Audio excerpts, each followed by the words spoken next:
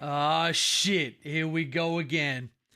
Well, we thought it was going to be tomorrow night, but apparently it's going to be tonight. So, hello, everybody. I'm actually going to chuck my green screen up because we didn't have it on for the stream before. For everybody who joined us for the stream early today, hello again. Let's get this up. Oh, and let's turn on our filters so that we can look at our data slate. Data slate is up, it is out, it is ready to go, it is in the wild. It is ready for you to stick a finger in and see what's going on, and I, for one, am all for it. So, where is my cam? There it is. Filters, edit, and bang, bang, bang, and we have functional green screen. Now, I haven't seen anything, and I'm not going to fucking look at chat because I don't trust you fuckers not to spoil anything. We already had somebody in the pre-roll spoil something. Now, everybody knows my feelings on spoilers. And because Beal is out in the middle of nowhere hunting fucking bears or something, I don't have my band hammer here, so I'm just going to ignore chat. I hope you're ready, because we've got a balanced data slate that I want to go through, and I have some high hopes. I'm high on the hopium that may turn into copium. We're going to see. We're going to see. So, strap yourselves in. Get your popcorn. Let's do this. So, we're looking for red stuff. Looking to fight one of melee weapons equipped by models. This unit made a charge move until the end of the phase. Select both abilities. Above to apply to melee weapons equipped by models in this unit instead. I don't know why that would be relevant for anything else, but alright, Zephyrim, get that. Retributors. Ooh!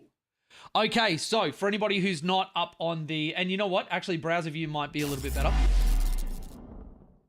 Let's zoom in so you can see what I'm seeing. Retributor squad. Previously, re-rolling wounds was pretty shit. Now, each time it makes a range attack, reroll a hit roll of 1 and a reroll a wound roll of 1. If such an attack targets an enemy unit that destroyed one or more Adeptus Sororitas, add 1 to the hit roll and 1 to the wound roll. This makes Retributors fucking insane. Now, the reason I'm looking at sister stuff is that I have a vested interest in that. I'm sure I'll have Nick excitedly going on about it. Champions of Faith, Righteous Purpose. In your command phase, select up to 3 Adeptus Sororitas units from your army. Until the start of the next command phase, those units are righteous while a unit is righteous. Where's the rest of the text? I guess it's not. But, okay, picking 3 to be righteous is pretty good. Let's go down to the part that we care about first, then we can examine the rest of it. Actually, Eldari I have an interest in. We'll do that after we go to Tau. Are you all ready? Are y'all fucking ready? It doesn't say none! That is already a win. That is already a win. For the greater good, army rule. If your army faction is Tau Empire at the start of your shooting phase, you can select units from your army with this ability to become observer units. So this is start of your shooting phase. Pick units from your army to become observers. For each observer unit that is eligible to shoot, excluding fortifications and battle-shocked units, select 1 enemy unit that is visible to be marked as their spotted unit until the end of the phase.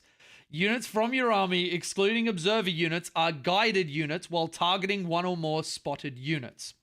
Until the end of the phase, each time a model from your army with the for the greater good ability, excluding models in observer units, makes an attack that targets a spotted unit, improve the ballistic skill characteristic by 1, and if the spotted unit was marked by an observer that has marker light, that attack has ignores cover.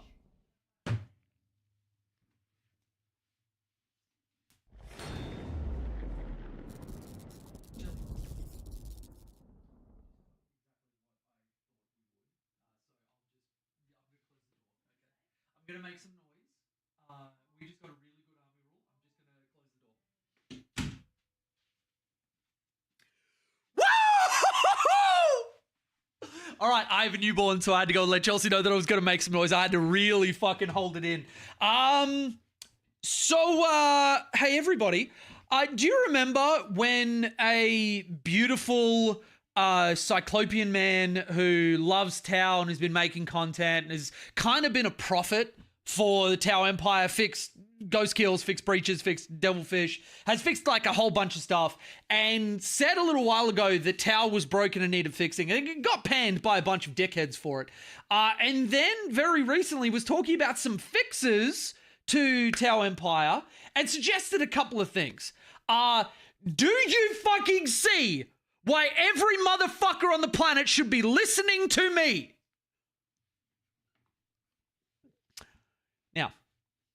Now, everybody, calm down. Let's run through this a little bit, shall we? 1, this is monstrous. This is monstrous for Tau. No more downside, which we were calling to get removed for ages. But not only that, pick at the start of your shooting phase your observer units. No more order of operations bullshit. You stand your dudes out, cool. This unit's observing for him. This unit's observing for him. Bang. This unit is spotted. Anybody who targets it gets benefits of guiding. This is what the guiding rule should have been from minute fucking 1. And now the next question, how long until nerfs? JL, sit in the fucking moment. Can we enjoy this before we start like worrying about the banhammer and shit? Let's just, you've just nut. Now it's time for that post-nut clarity. Now it's time to sit there and contemplate your position in the world and what everything means. I mean, like, you know what? It should have been a year ago, Ed's Hobby Cafe, but I will take it. And you know what? I'm glad that at the very least, I'm almost 100% that my voice had a hand in making this. Because there is no fucking way that we had a rule that was basically what I said it needed to be, and then all of a sudden we get that. Like, doesn't that seem weird to you? So, Tau fans, this is a massive win. Holy fuck! We won the DATASLATE! I don't have to see anything else. We fucking won! Oh, I can't tell you how good it's going to feel to put Tau on the table and not feel like I'm just like wasting my fucking time. Oh my God. Okay, let's keep going. Carry on. Third battle round onwards, weapons have sustained hits 1, nothing changed there. In addition, while a unit is a guided unit, see for the greater good, each time a ranged attack is made by a model in that unit targets a spotted unit, you can ignore any or all modifiers to that attack's ballistic skill and or hit roll. Interesting. I didn't expect them to take away sustained hits too. I can see why they did. DACA was a problem, and I think they've learned from that. I actually really like this. Third battle round onwards, your entire army ignores ballistic skill or hit modifiers. Sustain 2 army-wide would be too broken. It would be too broken. And we were balanced around a guiding system before. I got no problem with them making changes to make sure it doesn't get out of hand. As I've said in every stream that I have done, I do not want us to be broken. I want us to be good. I want us to be fun. And I don't think that's too much to ask. This change to Cao Yon, because of the amount of hit modifiers and ballistic skill modifiers that people can get access to, this makes Cao Yon a very, very interesting, detachment. Now, it just goes straight to data sheets. Montcar here, note, it doesn't change Montcar's rule. You can have multiple units getting lethal hits. Multiple units getting lethal hits. Okay then. So now, obviously, the thing I have to point out in Cao Yon is that this does have negative connotations with like fire knives where it's hat on a hat, but I will say that they ignore hit modifiers from turn 1 and 2, and then they ignore ballistic skill modifiers, which they don't have. And it's the same for things like the Riptide and whatever else. So I think this is a use your rule for turn 1 and 2, and then get better once you start using your stuff from turn 3. Okay, cool.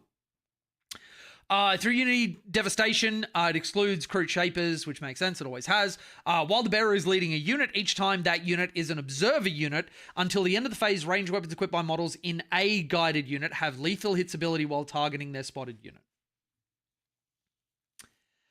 This, unfortunately, is still kind of a dead enhancement. If you took away the while leading a unit, we could put it on fire sites, which would be a really cool thing to have. I would really love it if they gave us that. Because we don't have a Pathfinder character, this is not as desirable as anything else, so through Unity Devastation is still kind of dead on arrival. Oh well. Modern coordinated exploitation while the bearer is leading a unit. Each time that unit is an observer unit until the end of the phase, ranged weapons in a guided unit have sustained hits 1. That is a similar problem. But I will say that this, like, sustained hits as opposed to lethal hits does make me question whether I might actually want that, because you've got lethal hits from Montcar. If it's early in the game and you've got like an early breacher package that you're dumping out, you're going to do a bunch of damage. You don't need to be guided, and you can point at something and get sustained hits on a really, really juicy target, and everything's got lethal hits and sustained hits with ignores cover. That in Montcar is very, very different to through Unity Devastation, because that's from turn 3 onwards. You've then got sustained and lethal hits. So I think the Montcar one wins out a little bit. I know that sounds a little bit counterintuitive, but hopefully you can see where my thought pattern is going on that. I still don't think it's a premier enhancement, but it's still, like, good. Okay. Retaliation card, no change. Anything that's not in red is like a previous change. Firesight team. Precise targeting. Each time a model in this unit makes an attack targets the spotted unit, you can re-roll the hit roll. Changes to the army rule actually make firesights a little bit more appealing, because you don't have to give up what they want to do. Like, you can have them guide, and that's great. Or you can have them shoot at a target, get full rerolls to hit. I don't think it changes their position in the Tau meta too much, but it is at least nice that they considered it. Pathfinder team. Each time a model in this unit makes an attack, targets their spotted unit, improve the ballistic skill characteristic of that attack by 1, and that attack has ignore cover. Oh, okay. All right, Tau fans, we need to talk about this. Pathfinders just changed their role within the army. So you're still going to be using them for infiltrate. You're still going to be using them for scout. You're still going to be doing whatever else. But you can just, as Ed's just perfectly pointed out, they are now a self-sufficient package. And this makes me more readily want to put Darkstrider with them. Because then you've got, ions hitting on 4s, maybe hitting on 3s if you scout, stand still, guide for yourself, throw the ions down, you're hitting on 3s, you're ignoring cover, you've got +1 to wound. That is like, yeah. How many times do you need your whole army to kill one enemy unit? Well, Jesus STP, how many times have you gone through the guiding process and some motherfucker of a unit has lived on like a couple of models, and instead of getting points, getting area denial, doing what you need to, that unit then just fucks up your entire plan by running in and charging and tagging units that can't do anything about it. Lazy Phoenix, thank you so much for giving out 2 subs. I missed that, by the way. This isn't about your whole army gets to shoot it. And this is like, I know that you probably didn't mean it this way, but this is something I see from other people, which is a really bad faith argument. That like, playing on a proper board against good opponents, you can't see models in your opponent's army with everybody in your army. It just never happens. It just never happens. And Pathfinders doesn't benefit from Kalyon Montcar. Let's double check the wording on that one. I'll finish my thought, but like you can't see your entire opponent's army with all of your models or a unit with your entire army. It just doesn't work on good tables against good opponents or even just on good tables. But what it does allow you to do is put, say, 2 hammerheads or 2 skyrays next to each other and go, you know what, this kind of tough vehicle that you can't 1-bang on your own, I can 2-bang. And now I don't need to commit 2 guiding units and 2 anti-tank units, meaning that I've got 4 units getting completely fucked. I now commit 3 units. And that's fine because we would have to commit 2 anyway to doing that. And my unit that I'm committing to guiding can just sit at the back out of range, be able to see them, and I don't have to commit anybody else. That's the point. It removes the hoops. And like, if your first thought is, oh, well, when do you need your whole army to shoot at it? Like, how is anybody looking at this and not being like, this is fucking great? I can't believe we're at this point in the stream and we've already had a fucking doomer. Like, if you were dooming, that's fine. But like, there should be no messages of negativity right now. Like, how is there anything other than this is fucking great? We have just won the data slate. I haven't even seen points. I don't care what the points are. We just fucking won, Tau fans. Like, anyway, let's move on from that. Pathfinders are, let's look at, do they actually benefit from their stuff? Patient Hunter, in addition, while a unit is a guided unit, each time a ranged attack, blah, blah, blah. Each time a model in this unit makes an attack that targets their spotted unit. Yeah, so they won't get Kalyon or Montcar, but this is worth it enough that self-sufficient Pathfinder package is still great. Even if they don't get lethal hits, even if they don't get Kalyon, even if they, like, whatever, it's still good. Like, okay, Jesus, if you think that this is bad, that's telling me a lot about how you view the game. Like, I'll have a look at points, and if I'm really devastated, then fair enough, I'll eat my words, and I'll take it all back. But I see this, the thing that we've been calling for a year, the thing that I was an architect of, calling earlier than any other content creator, any other fucking Tau player. I look at this and I'm like, massive fucking win. So let's keep going on. Stop battle suits. Each time a unit, this unit is an observer unit until the end of the phase. Each time a range attack is made by a model in a guided unit that targets their spot. Holy fuck.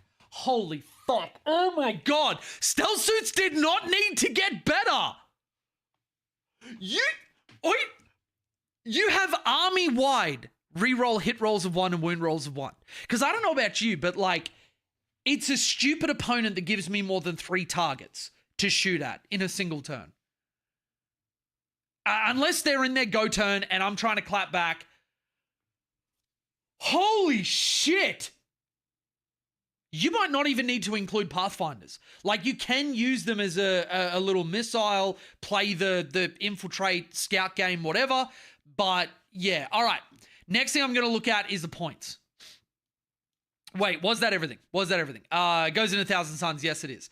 GW, fucking W change. You have fucking nailed it. From a big Tau fan, like, thank you.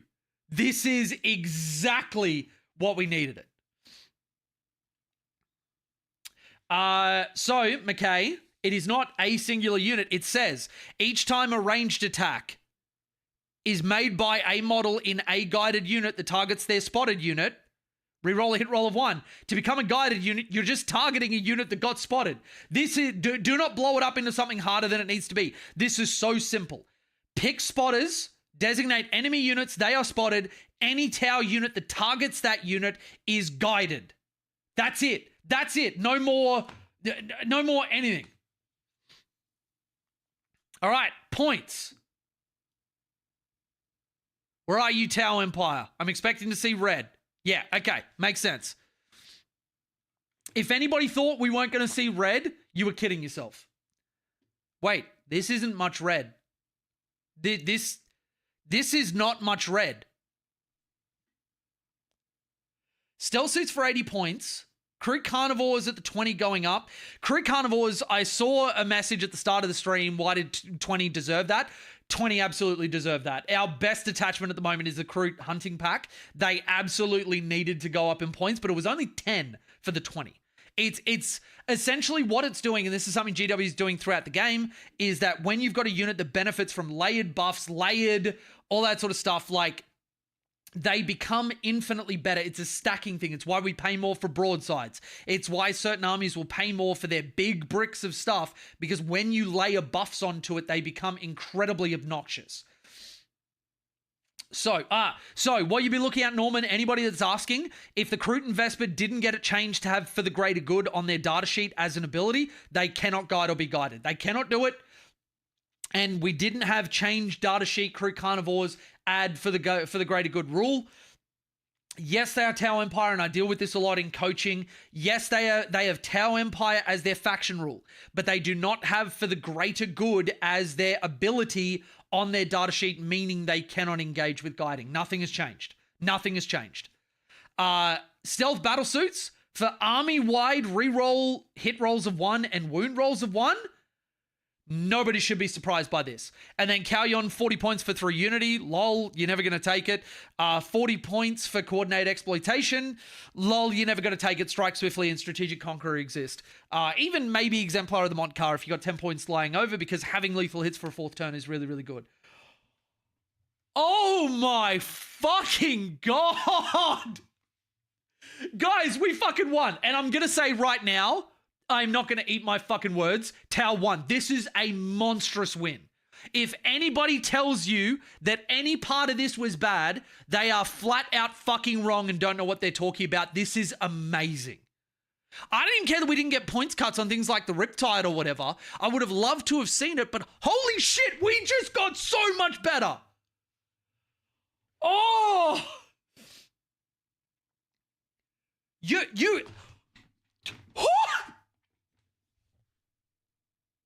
All right, I am bricked up.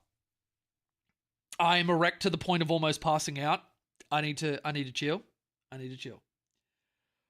Oh.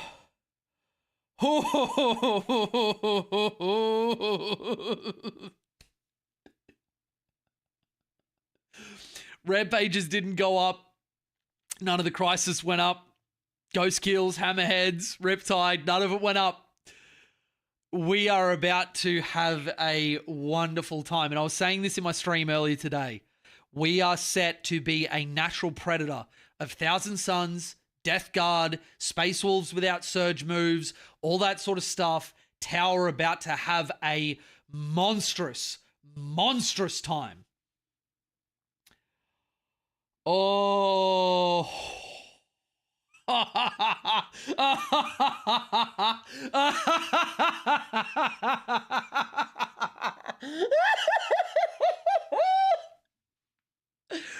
Oh, thank you, GW. Thank you. This is a massive fucking DATASLATE win.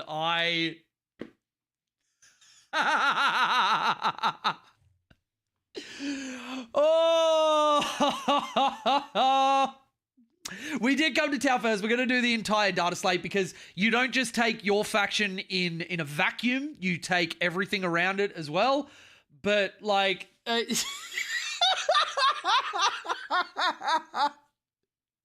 we are so fucking back, baby. And think about the flow-on effects of this. No split fire penalty. Not only did guiding become simpler and better, split fire penalty got removed.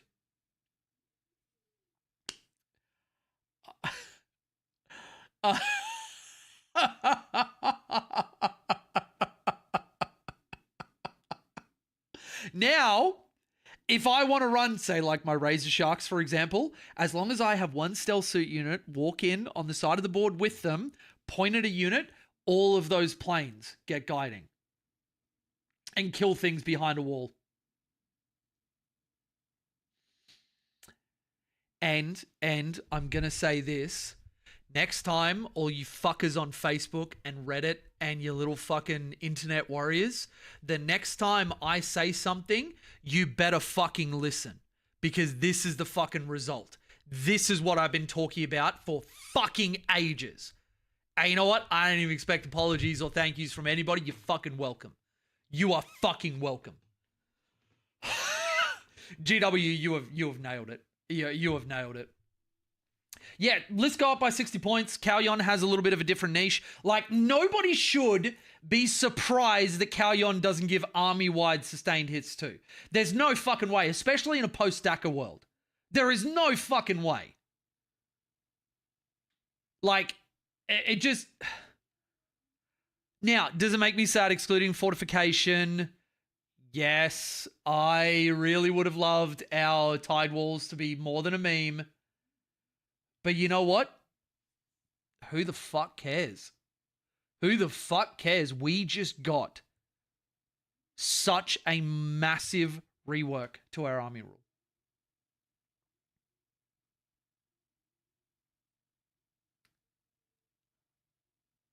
And Kalyon, I actually do like that it's got a little bit of a different niche. You don't need sustained hits too, honestly. I found that, like, I was overkilling a little bit if I was playing well. Usually I'd use the sustained hits too as, like, a compensation for having to trade early. But if afterwards people can't tie me up in combat and fuck me over, like crisis suits of all variants now can shoot in combat without worry with Kalyon.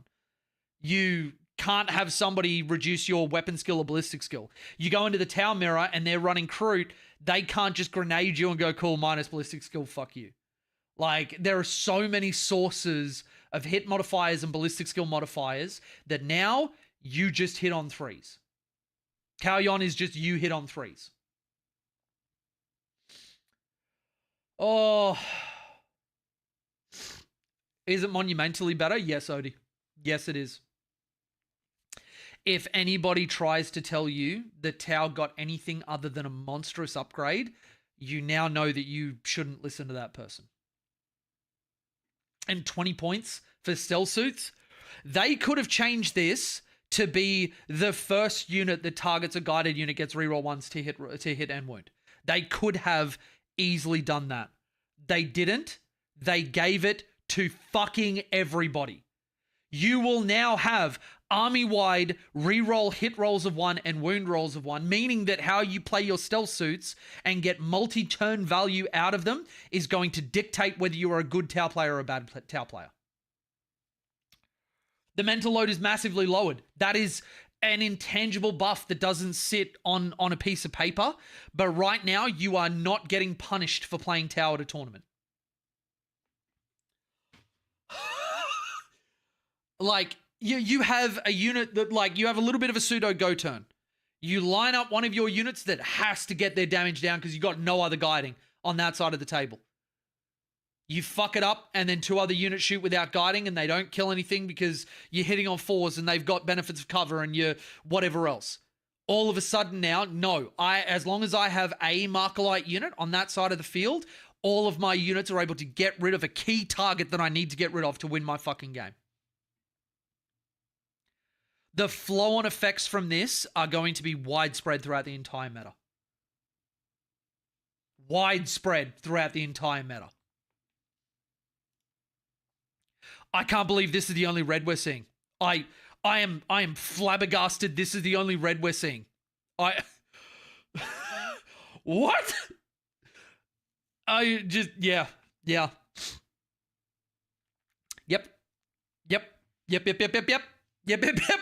All right, let's look at the rest of the data slate. We've looked at the stuff that we really care about. Let's look at everything else so that we've got a broad picture. All right, I've looked at Sororitas. Doesn't look like Custodes got any changes. I don't think they needed it. I think they're in a fine place. Mechanicus. Cybernetica cohort, add 2 to the move characteristic models in Legio Cybernetica. In addition, unless that unit is battle shocked, add 1 to OC. Okay. Halo Screed, the enhancement, do I even want to try and say that? Holy shit, I'm good with my pronunciations of words. Transoracular?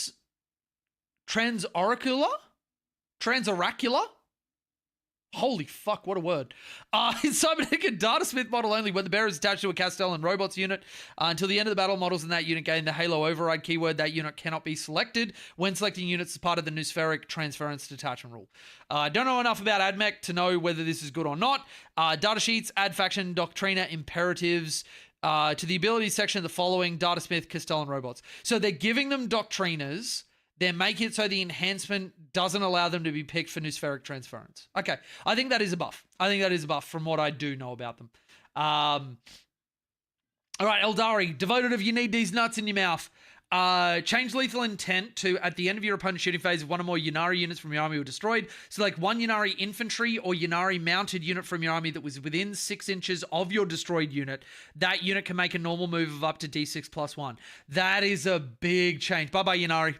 Bye-bye. It was nice knowing you. Real fun. Thanks for being here. Yvrain doesn't get full rerolls to wound anymore. She rerolls a wound roll of 1. That is rough for her. Yep, bye Ynnari. No other Eldari changes. Let's have a look at what are the points changes, because we'll do that as well. Sororitas, I was expecting buffs. They have been in a really rough spot since they got like fucking double and triple nerfed. Castigators go down 10, really good. Immolators go down 10, Junith down 10, Paragons down 10, Repentia down 10 at both sizes, Retributors down 10. They fucking needed that. Them at 125 was so bad. Now with reroll 1s to hit and wound and +1 to hit and +1 to wound, Retributors are going to come out fucking swinging. They will be so good. Seraphim down 5 and 10. Triumph down 15. Good to see the Triumph getting some love. Nobody was bringing her. This is really good. This is like most Adeptus Sororitas lists have just gone down like 50 points and are going to throw in an extra character or something, or move some stuff around and get some more like high value stuff in. It's good to see for the Sororitas. Probably not enough, but we'll see. We'll see as it shakes out. Custodes, Alaris Custodians go down good. We weren't really seeing them in any list, so give them a little bit extra. Mechanicus, we had Iron Strider, Ballastar. Oh, the chickens went down. Fuck me. Scorpius Disintegrated down 10. Halo Screed, that enhancement went down 15 points to 15. Makes sense if they change it so they can't benefit from the what's-it-who's-its. And the Dragoons with Taser Lances. Fuck, Alex is going to be back on AdMech if this is good enough. This is like, he loves his chickens of both degrees. Maybe it's enough to put him back on it. Maybe it's not. But like, both variants of chickens went down, which is bad news bears. Eldari, Autarchs went up 10. Kind of saw that coming. Fire Dragons up another 10. Kind of makes sense. Howling Banshees up 5 and 10. Kind of makes sense. Fire Prism down 10. It really needed that. The Fire Prism for 160 was not worth it in any way, shape, or form. Biggest thing for me, Shining Spears down 10 and 20 points respectively. Thank you. Thank you. Warwalkers down 10 or 20 for the 2 models, and the Warlock Conclave up 4 models for 20. If anybody was wondering about our Crit Carnivores, Warlock Conclave, this is because you can build so that these guys are monstrous. This was absolutely necessary. Absolutely necessary. There was a version of the like fucking Psyker detachment build that was pretty obnoxious. My lists just went up by 20 points there, 20 points there, and 15 points there. So I'm going to have to cut something else to make it fit. But really excitingly, my Windrider detachment list went down in points. So, yeah. All right, cool. That's Eldari. Ynnari, the Incarn went up 10. Archon went up 10. Incubuses went up 10 and 20 respectively, and then no other changes. Bye-bye, Ynnari. It was nice knowing you. I never really got to play you, but whatever. All right, let's have a look at our, you know what, I'm going to put it forward so that I've got my stuff, like, I can go back and forward. Astra Militarum, we have Lord Sol Leontis can issue up to 3 orders to Titanic units now. All right, Leontis able to order the, what are they called? Big boys, Baneblades. It's Baneblades. Astra Militarum, we've got Bulgarin going down by 10 and 20 respectively. Deathcore Creed at the 20 unit going up by 15. Do you see what I'm talking about? Units that you can stack buffs on at large unit sizes are all getting a nerf to compensate for the fact that they are really good at big numbers. Death Riders going down 10 and 20 respectively. Lemon Rust Battle Tank going up 10. Then we've got Taurox going up 10. That absolutely makes sense. The Lemon, the Deathcore, the Tauroxes, Ursula, all really good in particular builds. It makes sense that they'd go up. And Tempestus Aquilans getting a compensatory buff after they got their 3-inch deep strike change. Not able to do it outside of movement phase, all that sort of stuff. All right, cool. Then let's go to Templars. No change. Fuck yeah. Fuck you, Templars. Blangles. Black Rage ability. Each time this model makes a melee attack, you reroll the hit roll while this model's unit is not within 6 of one or more friendly Blood Angels character models or 12 inches of one or more friendly chaplains. It cannot be selected to fall back and its objective control is 0. So I think this is a nerf to them where you need to have them within like a certain range or it's only characters and not particular other units, but whatever. So Black Rage, a little bit worse. Okay. Might be a buff, but I don't think it would be. Blood Angels have been doing particularly well. I've been seeing Black Rage a lot. So, yeah, full rerolls to hit and just keep them in range of something is really powerful. Chaos Knights, no changes. Traitorous Lance, no changes. Chaos Demons, no changes. No, Scintillating Legion. Pyrogenesis Stratagem changed to 1 CP. I'll have to have a look at that and see if it's actually any good. Anything else for our demons? No. All right, let's have a look at points for those. Templars, no rules changes, but they do get, I spoke too soon, they do get points cuts. Grimaldus going down, High Marshal Helbricht going down, Primaris Crusaders going down 10 points. I wonder if Flano is going to go back to the Crusader spam. Sword Brethren going down by 10 and 30 respectively. Wow, so it's actually now more efficient to take the Sword Brethren in 10s. That's probably because they might have been better in 5s. Because, like, when you look at power armor bodies, they can be incredibly hard to hide and move around the table without getting shot up and killed and whatever else. So there are some units where it is just better to have MSU. Okay, cool. So Black Templars, some points cuts. Blangles, a lot of points cuts. Okay, Astrath, Baal Predator, Mephiston. Mephiston did not need to go down. Fuck you. Fuck you. He is like the best character in the game. Fuck you. Fuck you. Dante goes down. He did not need to go down. Fuck you. Death Company Dreadnought down 20. Death Company Marines with jump packs. Lamatis going down 10. Sanguinary Guard going down by 20 at both levels. Sanguinary Priest going down 15. Mephiston down 15. Are you fucking kidding me? You know what? I am bringing up Wahapedia. I'm going to show you the number of fucking rules that this prick has and tell me that he needed to go down in points. All right, let's look at, and before anybody says anything, yes, I'm fucking molding. Yes, I'm molding. I don't give a shit. What the fuck?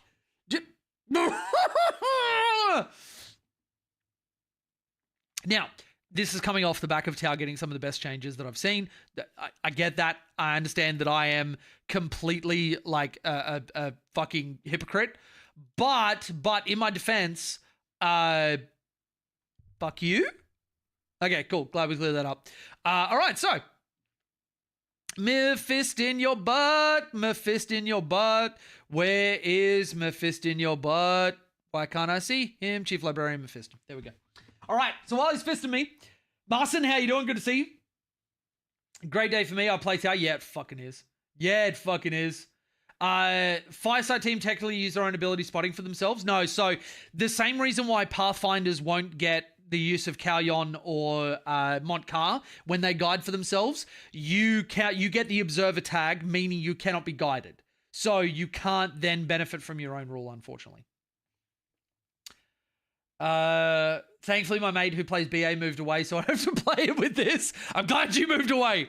All right, so for the grand total of now 120 goddamn points, this guy moves 7, he's T5, 2 up armor, 6 wounds, 5 up invuln save, 4 up feel no pains, fights first, lone operative, eligible to declare a charge in a turn in which he advanced, while an enemy unit's within 6, each time they try and fall back, take a leadership test. If you fail, remain stationary, and then he's also got a 6 attack, strength 9, AP 3, D3 damage, lethal hits, melee attack. With, by the way, a really great 3-shot sustained hits 3, D3 damage shooting attack on top of a plasma pistol.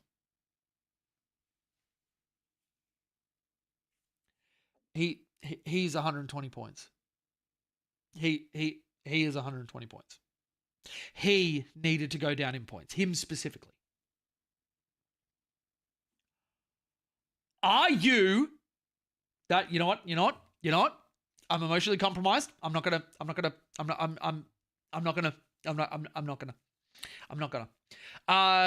Demons, Nurglings, Copper Nerf. I think that's actually fine. Like, demons are in a good spot. I think Nurglings probably were too useful. So, yeah, okay.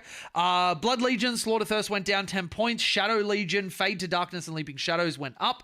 I believe these were the enhancements we're seeing a lot in, like, meta demons list. So they've copped a little bit of a nerf.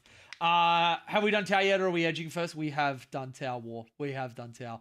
I will give you the TLDR, but I would highly recommend if you go onto YouTube and you scroll back a little bit in the VOD and you see my reaction to it.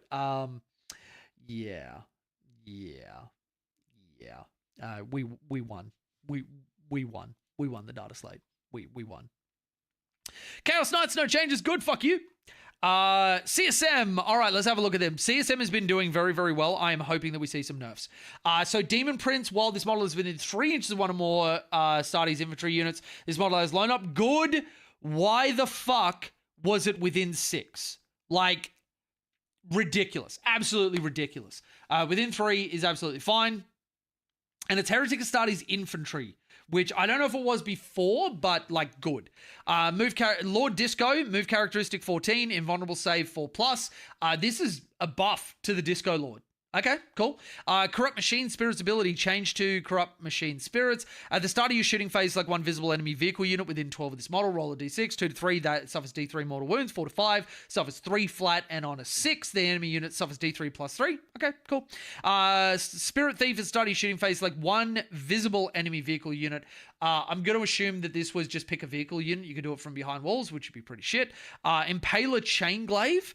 Goes to 5 attack, strength 8, AP 3, damage 3. Vashtor, which needs a little bit of love, let's be honest. Indentured Demon Engines, while this model is within 3 inches of one or more friendly demon vehicle units, model has Lone Op. I don't think Vashtor had that before. That might be incredible. Incredible. This guy doesn't even visit anymore. I visit, so I came back to WoW for a little bit. Did we just wrap raid? Is that what's good? No, it's raid time. What the fuck you got? Oh no, you only raid like Monday and Sunday. Everybody please welcome the Wooly coming in here, having a look at our humble little 40k. It's good to see you, both of you. Leadership meeting? Okay.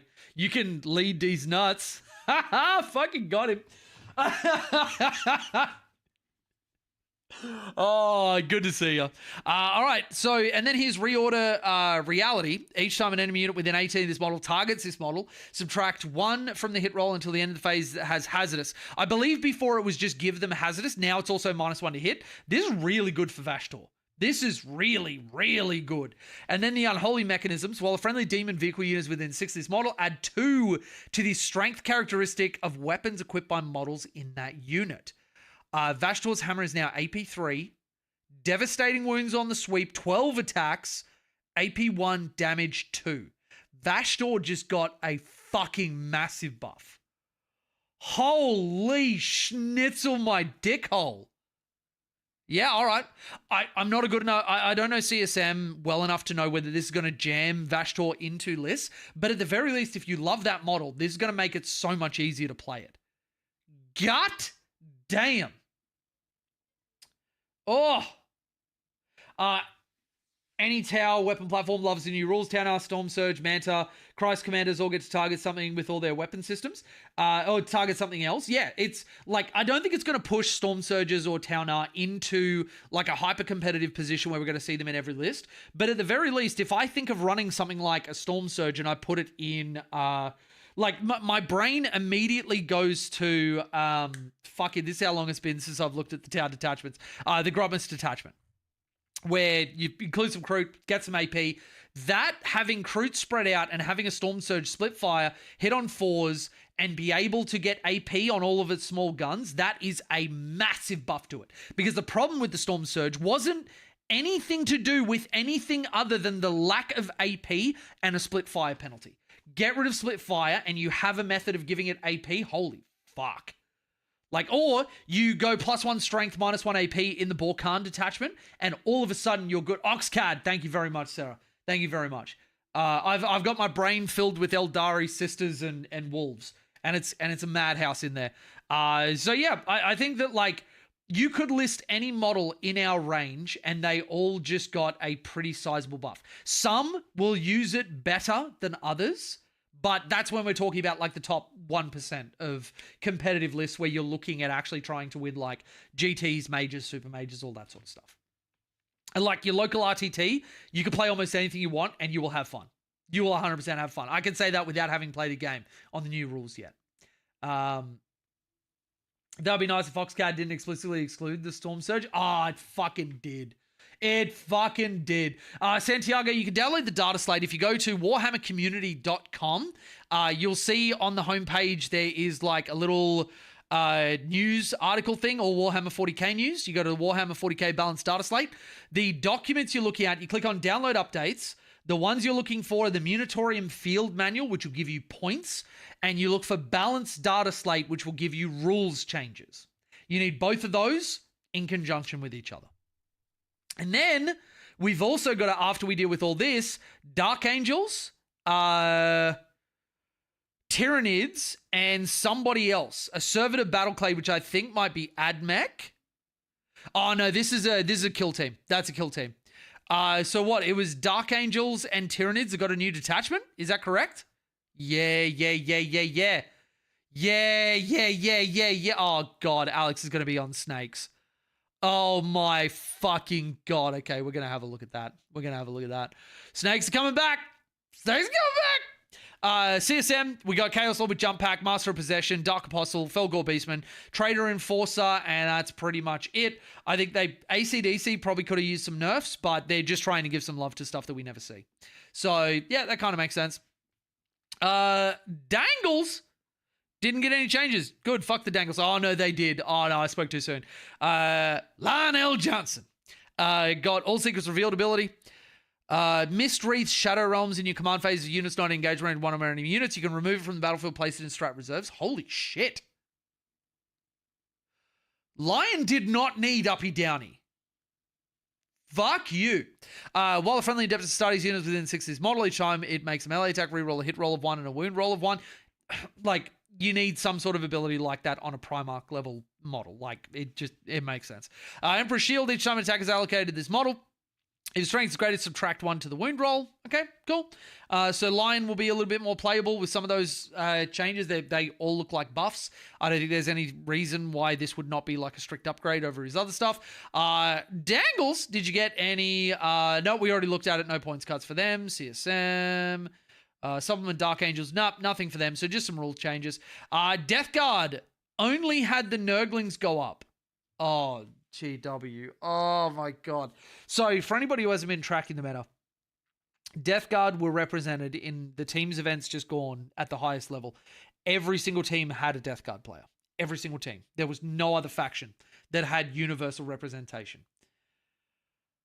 Death Guard are exceedingly good right now. If you are looking at going to a GT or higher, you need to be building your list with Death Guard in mind. You ignore them at your own peril. Oh, okay. All right. Well, we're going to have to do some research on that. All right. Death Guard, nothing. Death Watch, nothing. Drakari. They got to change to Reaper's Wager detachment. The detachment rule, if it's winning the wager, reroll a hit roll of 1. If that model's unit is losing the wager, reroll a hit roll of 1 and reroll a wound roll of 1 instead. Now, Reaper's Wager, I can't remember what they got, but this looks like a buff.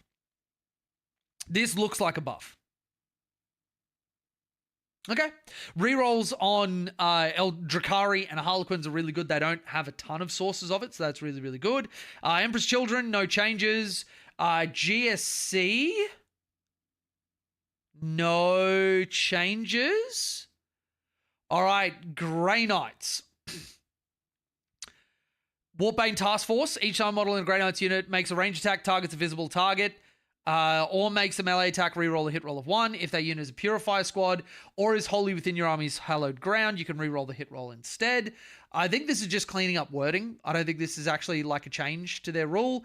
So Grey Knights functionally got nothing. Imperial Agents got nothing because you're not a real faction. Fuck you. Imperial Knights, no changes. Leagues of Votan, the Brokir Iron Master.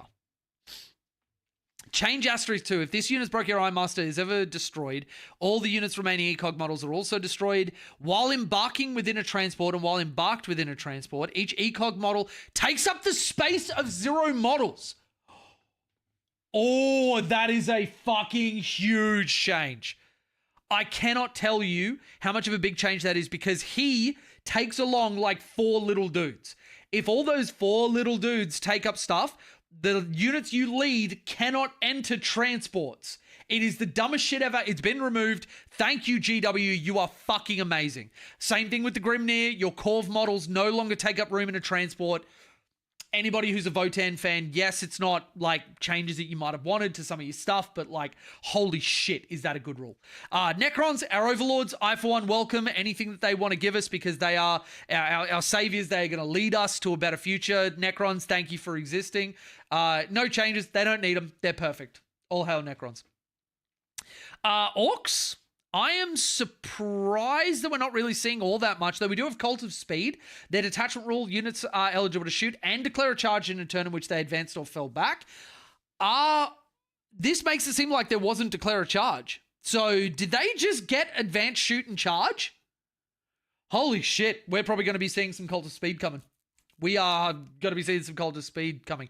Tank Busters, Breakers, Commandos, Squig Hog, Bomb Squigs. Once per battle for each bomb squig this unit has. So I don't know if this was giving it like an ability to throw more of them. I thought bomb squigs were only once per battle anyway, but yeah. Okay, cool. Spice Marines. Not seeing anything. Marnie's Calgar. At the start of your command phase, if this unit's Marnie's Calgar is your warlord and is on the battlefield, you gain 1 CP.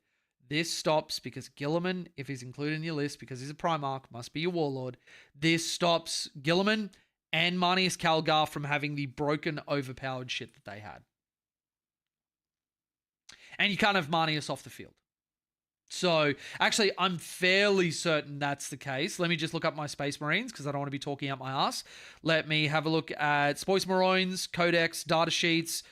Gwilliman. Where are you, Gwilly? Gwilliman. Gwilliman.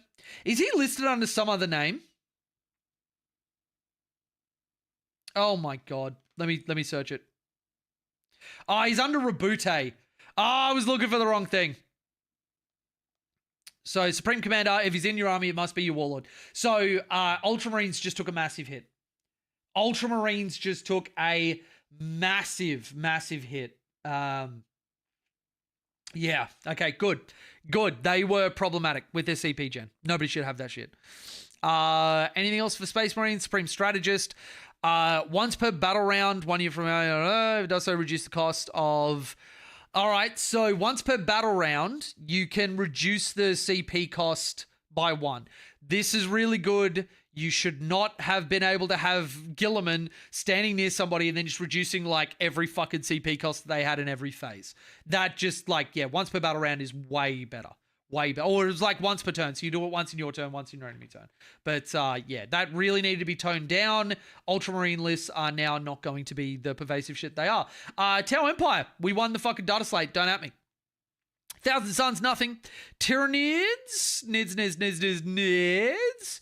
We have Hive Tyrant, Winged Hive Tyrant, Will of the Hive Mind, once per battle round model from your army. Can reduce CP cost by 1. This is something that I kind of knew was coming. That CP reduction abilities were going to get hit pretty hard. Notice that they didn't hit captains, that sort of thing. It's once per battle round you can reduce 1, but you can't do it more than that. Anybody that could, then yeah. It's a fix more than a nerf. As in like what I was just talking about with Gilliman and stuff, it's 100% a nerf. It's 100% a nerf, unless you were talking about something else. So, yep, that's good. Psychophage movement characteristic goes to 12. I'm assuming that's a buff. Biostimulus in your shooting phase. After this model is shot, select one enemy unit hit by one or more of those attacks. Till the end of the turn, each time Tyranids make a melee attack, targets it, improve AP by 1. Same enemy can only be affected by this once per phase. I don't know the psychophage really well, or biostimulus, so I'm assuming that's good. Keywords add smoke. The psychophage can smoke. Let's go. Tons, blah, blah, blah. Nothing there. Wheaties, none. All right, that's all of our rules changes. Let's go through points, and then we'll give our final thoughts before we go into some of the other shit, the new detachments, whatever else. I'm not getting the Pathfinder change. They seem worse. They are different, but I would argue they are better because our army rule doesn't require them to do heavy lifting with double guiding. Therefore, they can still guide, be great at it, and also be great shooting. It is a buff, but it's sort of like it's a sidestep from having to be more pure utility to being I am utility, but also I can hit pretty hard. And you don't feel bad about attaching Darkstrider for the +1 to wound. All right, Drakari, Mandrakes went down, Raider went down, Ravager went down, Venom went down. Okay, nice buffs to Drakari. They kind of need it. Emperor's Children, 20 points on the Demon Prince of Slaanesh with wings. Good. Fuck that guy. Lucius went up 10. Noise Marines went up 10. Coterie of the Conceited, Pledge of Unholy Fortune went up 10. This is a good start. Fulgrim went down 20. I think Fulgrim needed that. A little bit too expensive.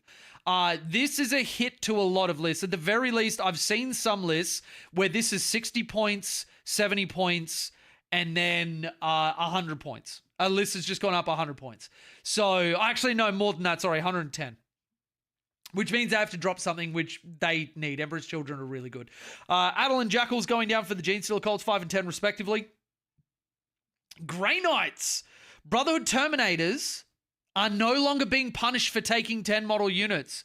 Oh, let's go. Paladins not being punished for taking 10 model units. Brotherhood Champion down 10 points. I don't think it changes much for Grey Knights, but Terminator builds will be a little bit easier to put down.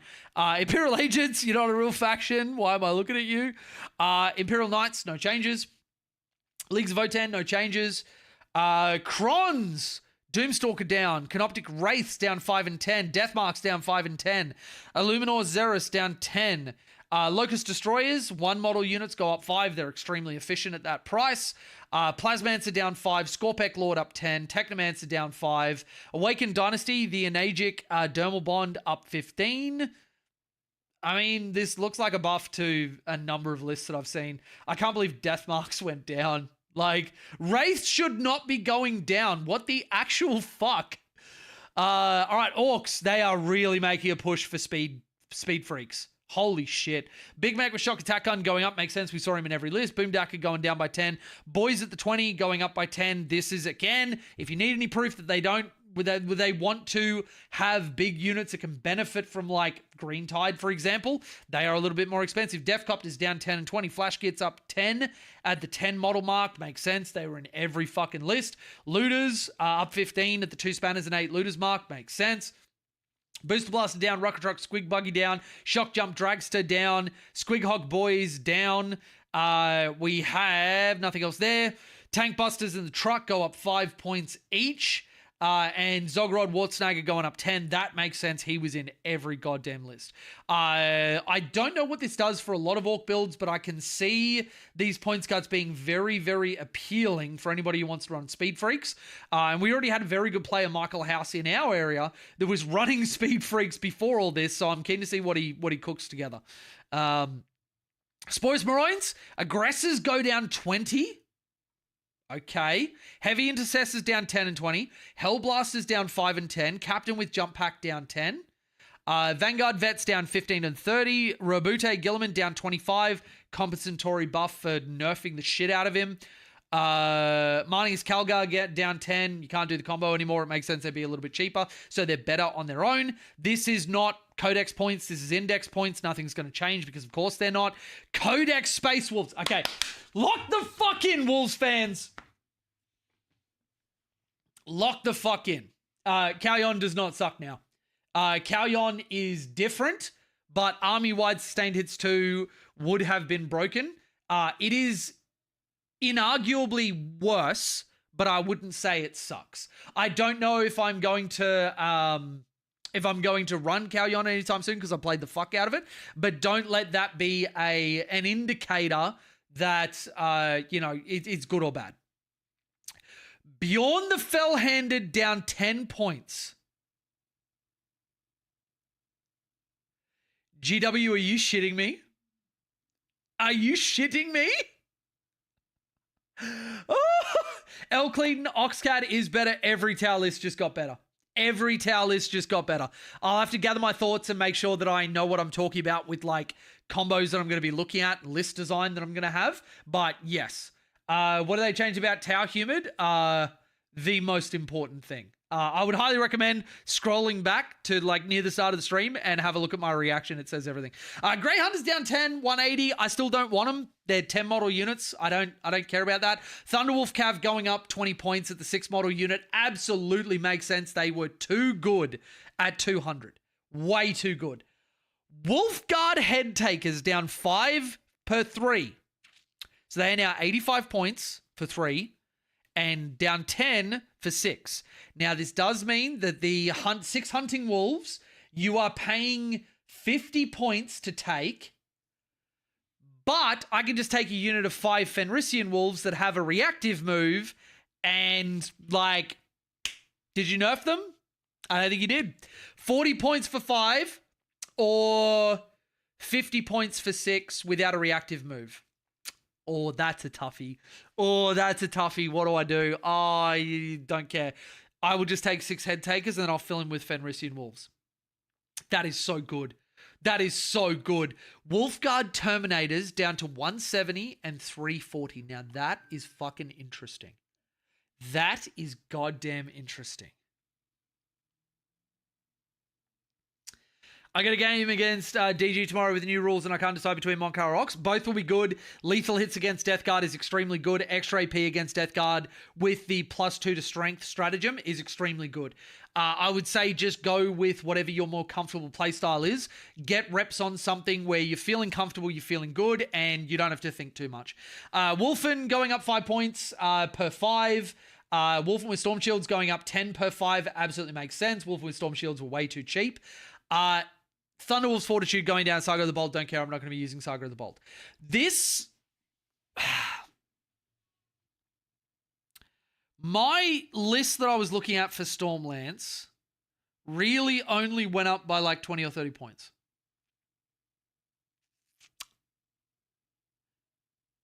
So, Codex Space Wars in non-tournament settings. So this, I wonder if we're going to get another change when the Codex actually becomes legal. But, like, looking at these points, Wolves are going to be very good. The Wolfguard Battle Leader being 65 points is ridiculous. Absolutely ridiculous. Wolf Priest being 70. Wolf and Dreadnought at 145. I think Njal and Ragnar needed to come down because they're competing with some fucking premier characters. Iron Priest at 60 is redonkulous. Thunderwolf Cav and Wolfen with Storm Shields needed to go up. Wolfen without Storm Shields did not need to go up. They don't have an invuln. You should be paying a premium for that invuln. Bjorn going down hurts my brain. Like, what? Oh, but anyway, Wolves massive win. Tau, again, I can't believe there is this little red. I can't believe there is this little red after the fucking rules changes that we got. How did we get away with this? How did we get away with this? Thousand Suns, no changes. Too soon to their detachment being released. Kind of makes sense. Nid, Swarmlord goes down 20. Sarcophage goes up 15. Winged Flyrant goes down 30. Screamer Killer down 10. Hive Guard down 10 and 20 respectively. Hive Tyrant down 30.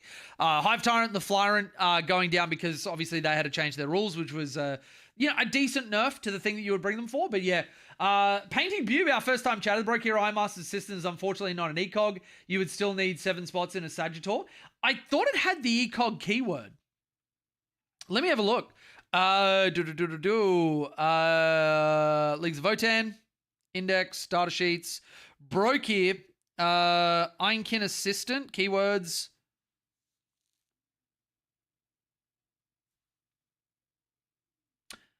Huh. It is not An ECOG model. So you've got 2 models joining them. Sagittars can only take 6, can't they? So you still can't put them in there with a unit of warriors. You can put them into a...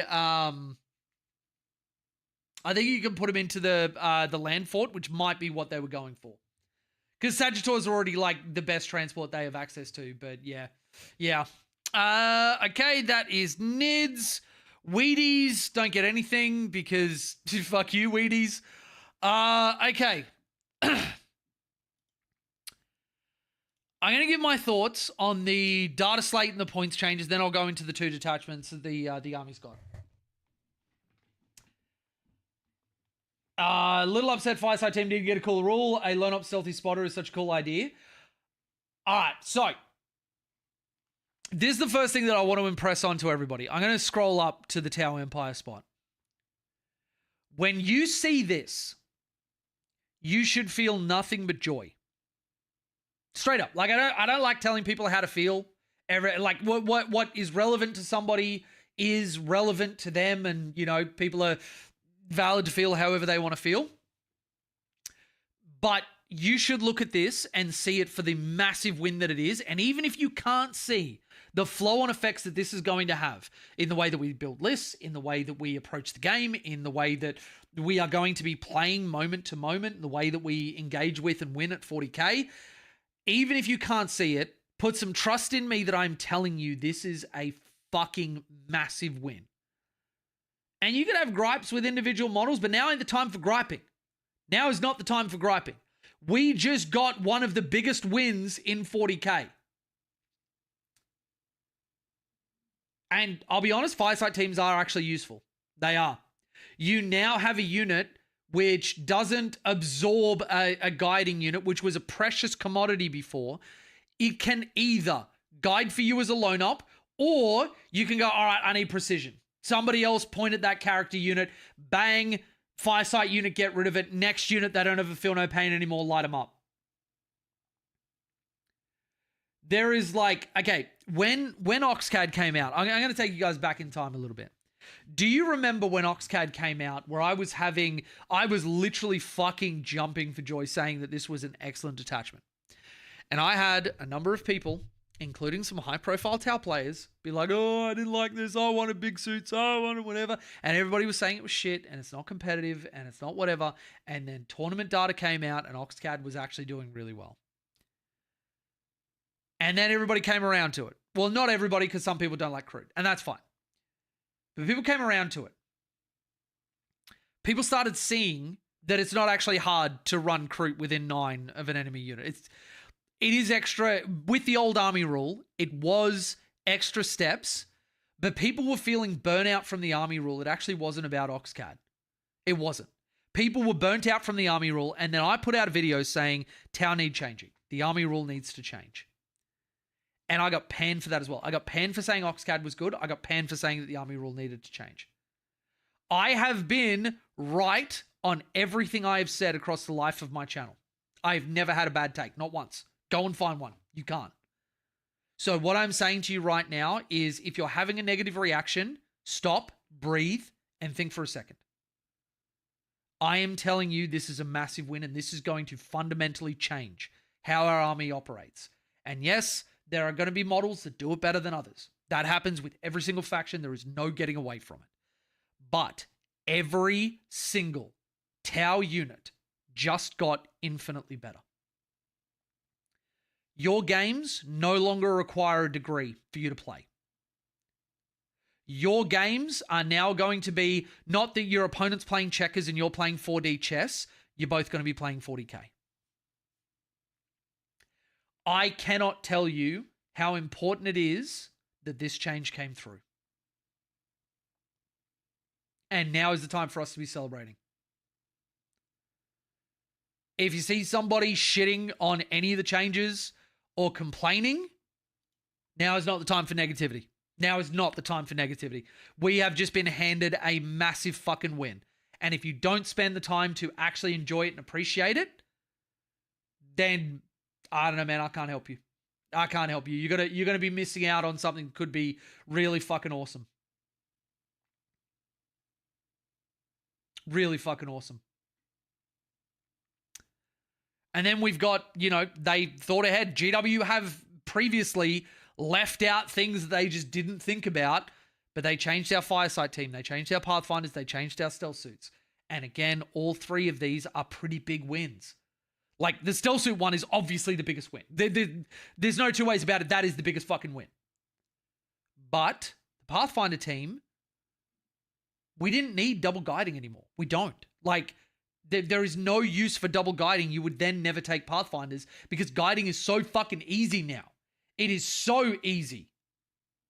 So having a Pathfinder unit that you can infiltrate with, block off your opponent, win the infiltrate game, scout forward, stand still, and have ion rifles hitting on threes with ignore cover, and then put Darkstrider with them and have +1 to wound, or don't put Darkstrider with them and don't worry about +1 to wound. Either way, that is 9 shots of high quality shooting. Put them in Borkan and give them +1 strength and an additional -1 AP, or sustained and lethal hits. 9 shots of sustained and lethal hits hitting on threes, ignores cover. Is like...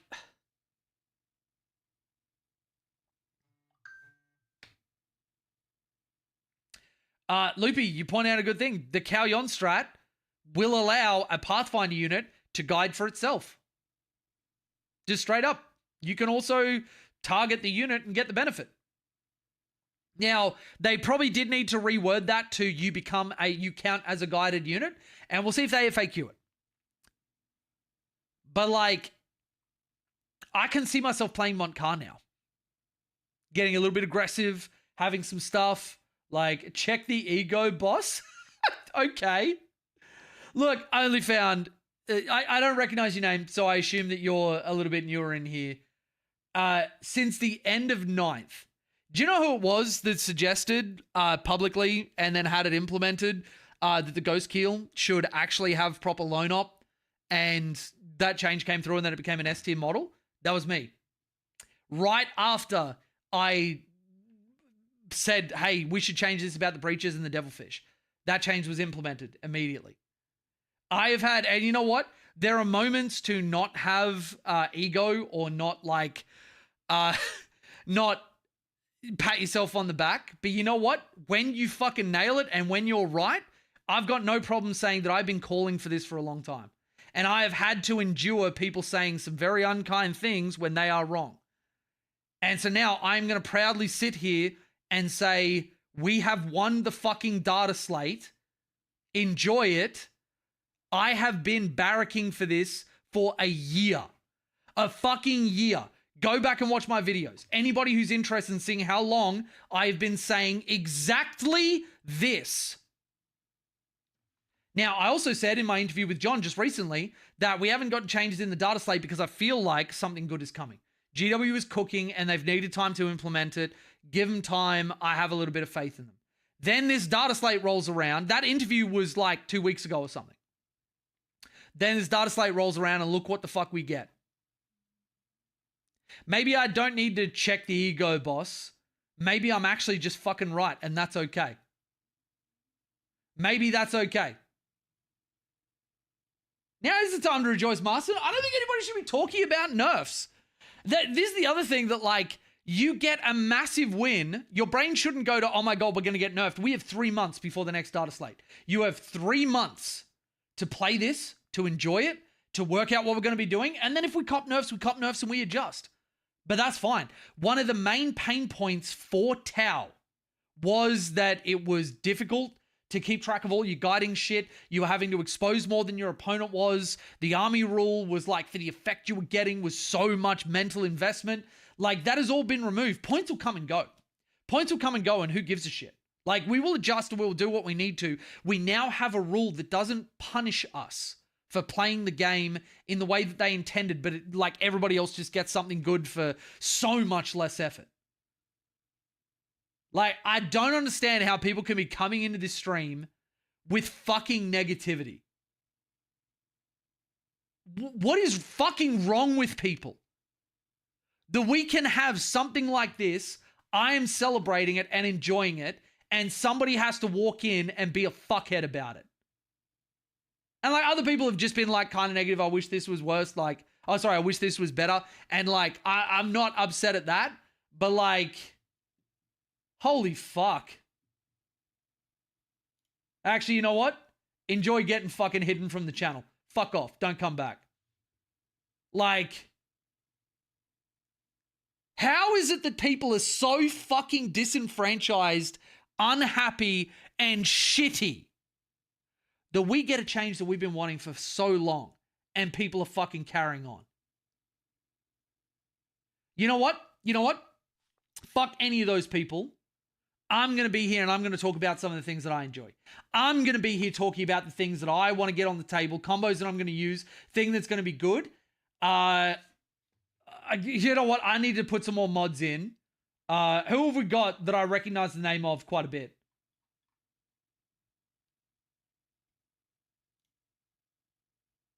Wait, can I even... you know what? Marson?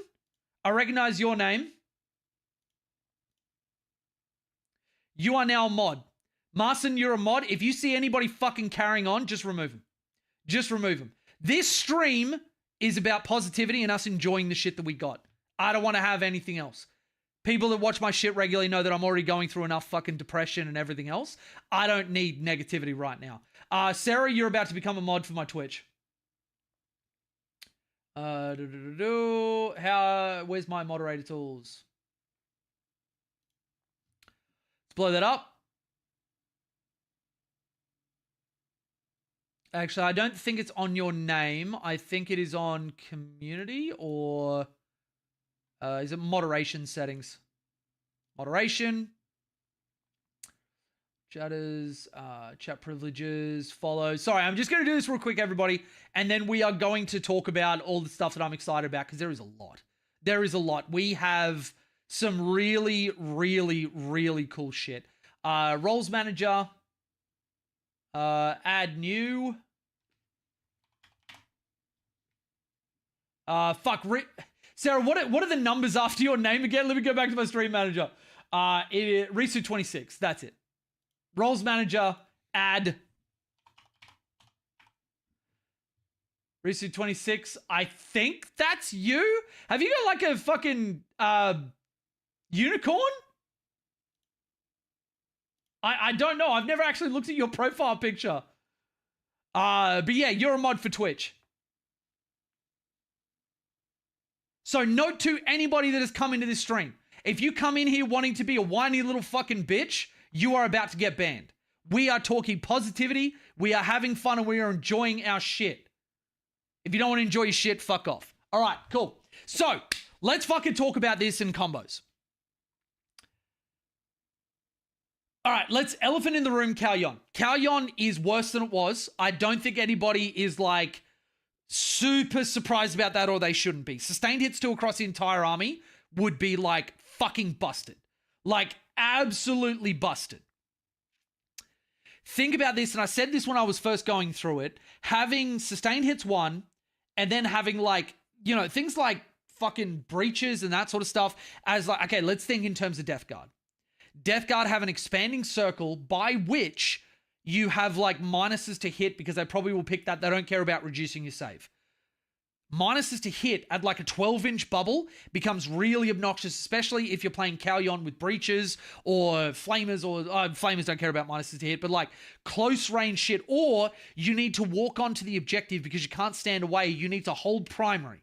So your stuff that could shoot them from far away is having to walk on objectives and get close. Or they're playing the detachment that everybody's playing where they make objectives spread affliction, which is really obnoxious. Now, Kalyon just goes, I don't care about your rule. Fuck you, I'm hitting on 3s.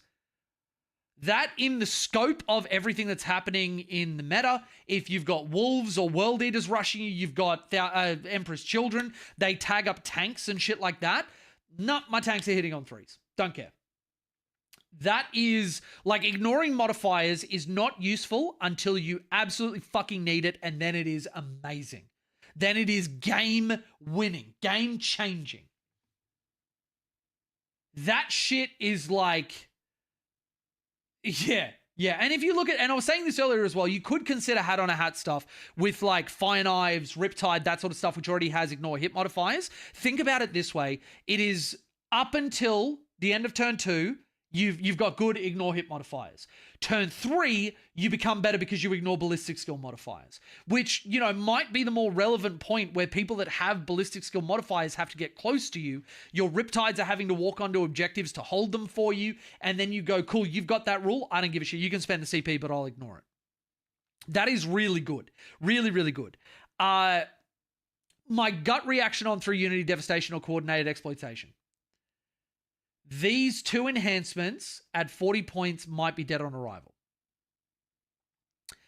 That is a great question, Part-Time Warrior. Can Battleshock units guide? So, each observer unit that's eligible to shoot, excluding Fortification and Battleshocked. So, note everybody. Battleshocked units cannot guide. Battleshocked units can benefit from guiding. You can be a guided unit even when you're battle shocked. You just can't guide for somebody else. So this means not battle shocking your Pathfinders, not battle shocking your stealth suits. All that sort of stuff is very important. You can have a battle shock crisis unit that will still get guided. Make sure you lock that away and do not let an opponent rob you of that. You cannot guide, but you can be guided. Okay? Now, this was the same as the last for the greater good rule. A lot of people got that wrong. Cannot guide, can be guided. Just lock that in your fucking brain. These 2 enhancements, I think, are dead on arrival. 40 points is way too much. Coordinated Exploitation is the one that I could see myself using. I know that GW is kind of hedging their bets with these being particularly good, giving a lot of those keywords to them. I just don't see me paying 40 points to have a breacher unit give up guiding to give somebody sustained hits. Like, if they didn't have While the Bearer is leading a unit, I could see 40 points. Because then there are models that could take this and do well. Now, you could argue you could put it on a commander. Have them with like a flamer unit that is going to guide, have Marker Light because of Marker Drone, all that sort of stuff. And then it could be quite powerful having that unit running around, doing their thing. But 40 points? A full 5 Crude Hounds. You want me to pay a full 5 Crude Hounds when I could be taking 200 of Crude Hounds? You want me to pay that for lethal hits or sustained hits? No, I don't think so. I don't think so. So I am going to consider these DOA until I see some sort of good data that convinces me that I'm wrong about that. I can't believe that stealth suits just give a blanket real ones to hit and wound. I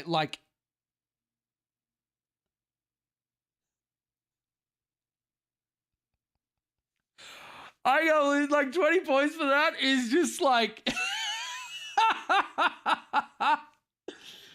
oh, everybody, we fucking won. All right, so let's have a look at in terms of like lists. Let's go to Wikipedia, let's go to Tau, and let's sort of go through some of the data sheets and like some of my big winners. And like John and I are going to be doing a stream. Not a stream. We're going to be recording a video. John's going to be putting it out on his channel. It's Tau Tactics. If you haven't been watching John, go over to Tau Tactics and subscribe. He's a really, really great guy. So when I look at, let's start with our detachments. Cao Yon, I think, is good, but I think is going to get outshone just a little bit.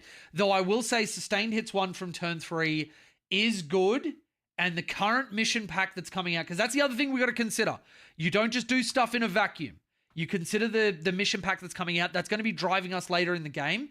Cao Yon might actually be the premier way to play, because we're going to get to turn 3 anyway. I just saw a question from Loopy. Can somebody guide more than once? I don't believe so. You can select units from your army with this ability. For each observer unit that is eligible to shoot, select one enemy unit that is visible. So for each observer unit that's eligible to shoot, select one enemy unit. So if you've got 4 observers that are eligible to shoot, you pick 4 enemy units. You can't, I think, do it... select one enemy unit that is visible to be marked as their spotted unit until the end of the phase.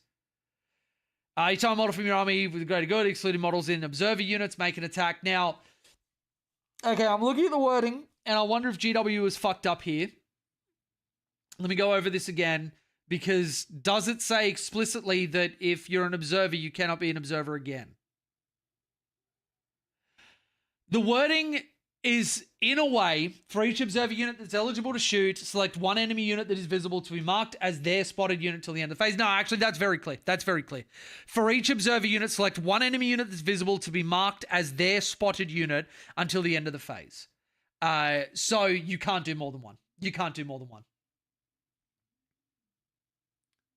No, he's not asking about observing twice. Oh, if somebody targets the same unit, yeah, you're going to get multiple instances of sustained hits or lethal hits. Yes. Yes. It doesn't say you can't have two different units spot the same thing, though. But it does say for each of your units that are eligible to shoot, pick one enemy unit, and that is their spotted unit. That wording, I don't think they should need to FAQ this. I can cue somebody posting on Reddit or Facebook being like, we can observe twice. Look at this. That is not how this rule is going to work. 100%. 100%.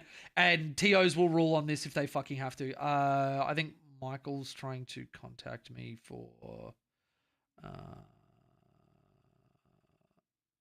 Oh, that's fine. That's fine. Just going to get some printing done. So, to clarify, you can't guide more than once, but once you have a spotted unit with abilities like this or the reroll ones to hit or wound, you do have every unit that targets them gets sustained hits or gets lethal hits from these two. I think that's why it went to 40, because you can get multi-unit benefit out of it. My only problem with Kalyon is I absolutely suck at playing it. Can you stack the observers on one spotted unit too? I don't think so. Units from your army excluding observer units are guided units while targeting one or more spotted. To the end of the phase, each time they target...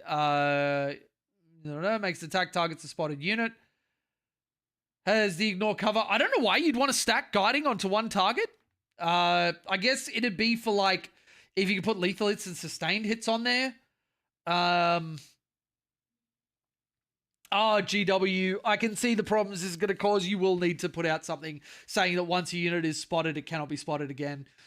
And a unit cannot be picked to guide multiple times. Like, well, I don't think it's unclear that a unit can't guide multiple times, but at the moment, the wording of select one enemy unit that is visible to be marked as their spotted unit, though it doesn't actually say that you can't pick the same enemy twice.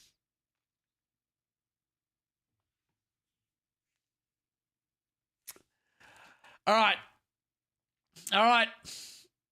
We found a loophole, but I'm going to throw this out there. I don't think that's the rules as intended.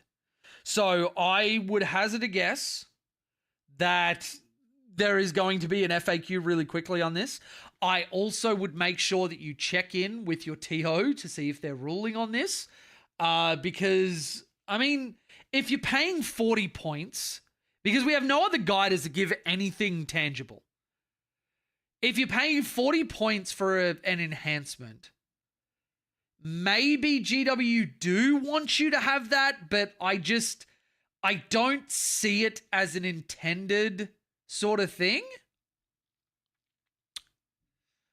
Oh, GW! Oh, this is going to cause so many online arguments. Holy shit. Aussie, I am seeing. Do you know Volk? I don't know what a Volk is. I did it. I found an unhelpful loophole. Volkanovski. I don't know what a Volkanovski is. The person? No. Are they, I assume, like content creator or something? If so, no. And if you're asking, do I as an Australian just know another Australian person? No. Also, our country is way too big for that. There'll be an FAQ next week, probably after the weekend. I would hazard... Oh, Aussie UFC fighter. I don't really follow UFC. I did when I was younger and I was doing a lot of MMA, but I haven't followed UFC for like a long while. A long while. So, split fire penalty gone? Even more than that. All right. You know what we're going to do? We're going to load up TTS, and I'm going to give you guys a crash course in how the fuck this is going to work. We're going to make this real easy. GW, why in the shit did you not check your wording? This is why, like, GW, like, you keep stealing my ideas. Just pay me to work for you. Like, I'll get this stuff day one. Oh. Every Aussie I've asked doesn't know him. I think he's more famous outside Australia than in. Well, to be honest, like, I don't think UFC is, like, as big in Australia as it is in almost any other country.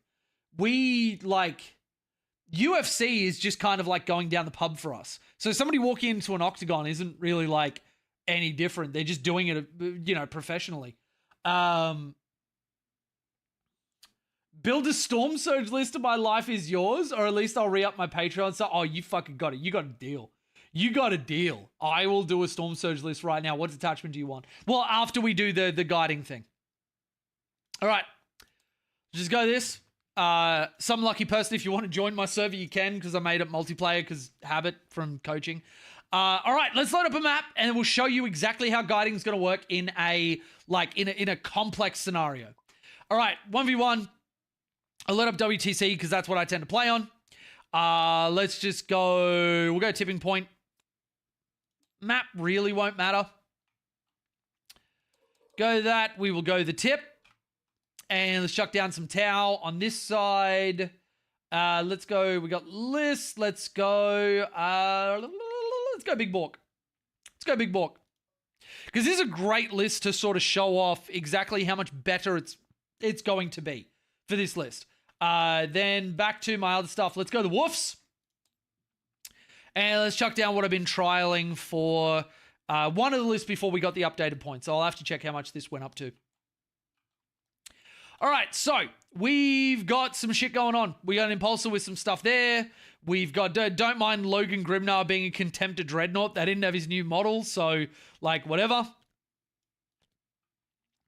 We got Thunderwolf Cav sitting just in here doing their thing. They've run up and they've done some stuff, and they've done some who's-its and some what's-its. They're hanging out. And we've also got Bjorn on the back end, who, naughty little player, left him hanging out so we could see him down this way. Now, the Tau, we've got Riptide hanging out just inside this building. He's just run inside there. We've got a Pathfinder unit, which is looking at the Impulsor just here. It's just run over the wall.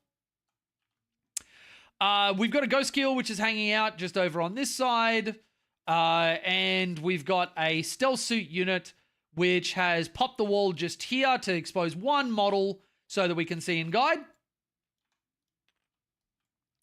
We've got a Stealth Suit unit just over here who has walked out so that they can hold the objective after the wolves are dead. Jumping on the other side of the wall, because fuck it, why not? Obviously, I'm not setting up like this is going to be fucking hyper competitive or anything.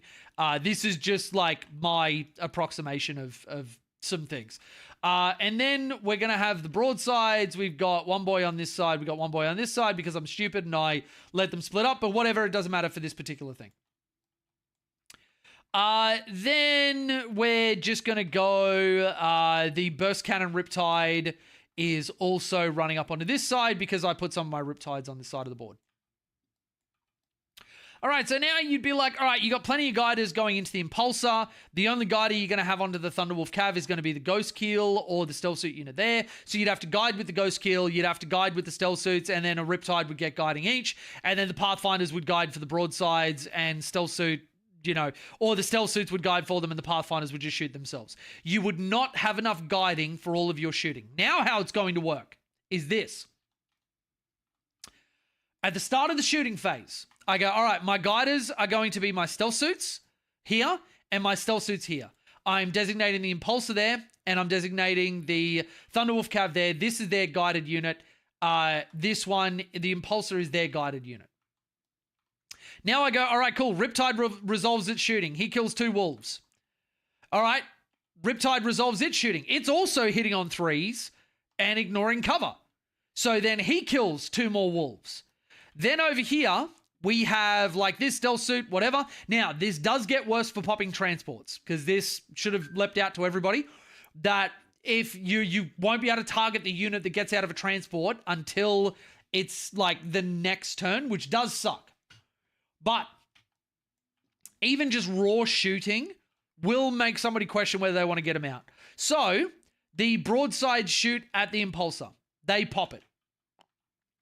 The unit inside gets out. Oh, let's say the impulsor, lives on like a wound.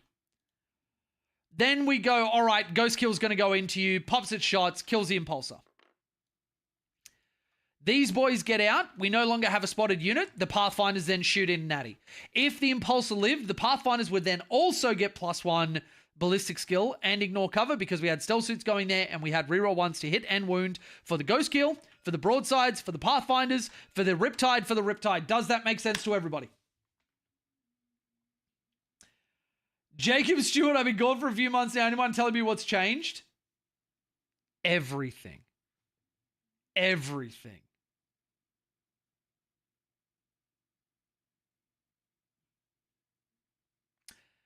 Kilohertz, I'm not sure what you're saying. Spotting requires line of sight, but not being guided. Mobility against sustain 1, ignore cover, ignore hit mods, reroll ones. Oh, you're talking on SMS spam. Yeah, 100%. It's only going to be visible to the guider. That is really, really big for SMS. That'll be something to consider. Indirect will be good. Think about, do you guys remember that I was losing my shit and getting bricked up over the fucking Supernova launcher and then having SMS spam? Well, that's going to be spicy. Oh, that's going to be fucking spicy. If the Pathfinder spotted a unit, they would not gain guided on any unit, right? If they targeted the unit that they guided, as per the new Pathfinder rule, they would get the benefits of their guiding. They don't get things like Kalyon and Montcar because they don't count as a guided unit. They are still the spotter. But each time a model in this unit makes an attack that targets a spotted unit, you can re-roll the hit roll. That can be... Oh, no, sorry, not Firesight. Each time model in this unit makes an attack that targets their spotted unit, improve the ballistic skill characteristic of that attack by 1, and that attack has the ignores cover ability. So they can guide and then shoot at their own target and get the benefit. Which means Pathfinder's got better being a one-and-done, self-sufficient package. They don't need anybody else to help them. Can't guide anything's getting out of transports. Yeah, that is a little bit shit. So... that said, at the moment, the meta isn't, at least in my area, isn't like heavy transports. So that won't be too bad. And with orcs getting their trucks nerfed, with a lot of the other transports not being as good, that actually isn't too bad. And a lot of the things that go into transports at the moment, my raw shooting can actually be good enough to get rid of. So yeah, crew getting stealth suit rerolls? No, Nox. So... I was saying this before, a unit that doesn't have for the greater good on its data sheet doesn't get the rule. So let's have a look at this in terms of like, I go to Commander in Cold Star. And hopefully Waha Peter have done this correctly. Faction for the greater good. This is where you're looking in your app, in your book, in whatever else. Faction for the greater good. This is what allows guiding. If I go to Crew Carnivores, or let's go Rampages. Rampages, perfect example. No faction Karuk Carnivore. Yes, they have faction keywords Tau Empire. That is not the guiding rule. That just tells you they're Tau Empire.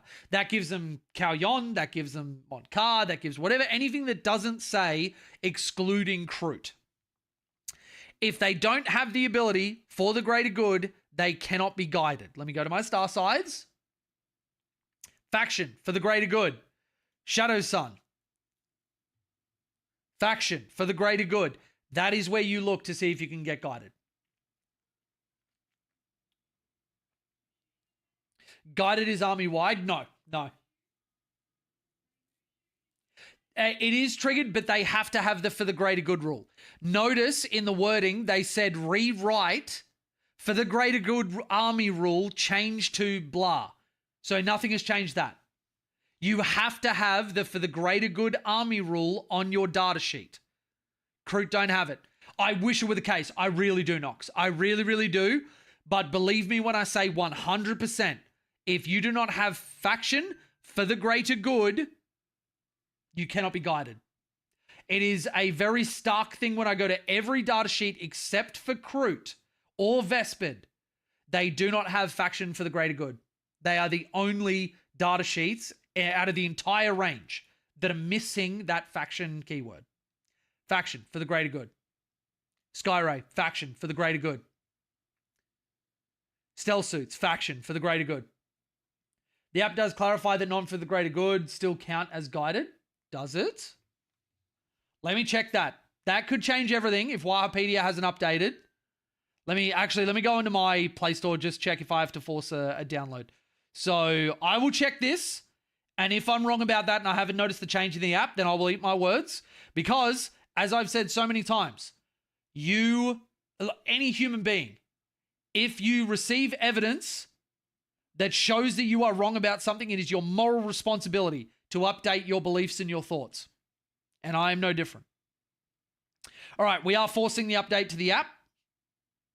Let's close that and then reopen the app. Continue, Tau Empire, Codex, Army rules, for the greater good. If your army faction is Tau Empire, so shooting phase, yeah, for each observer unit eligible to shoot.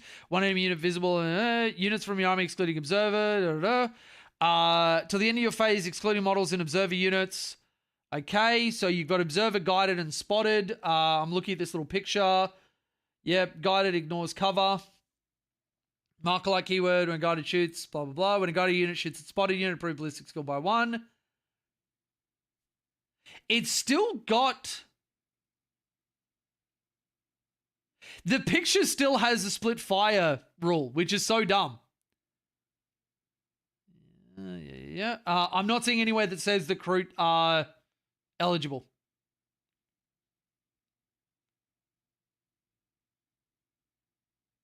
Not seeing anywhere that says it.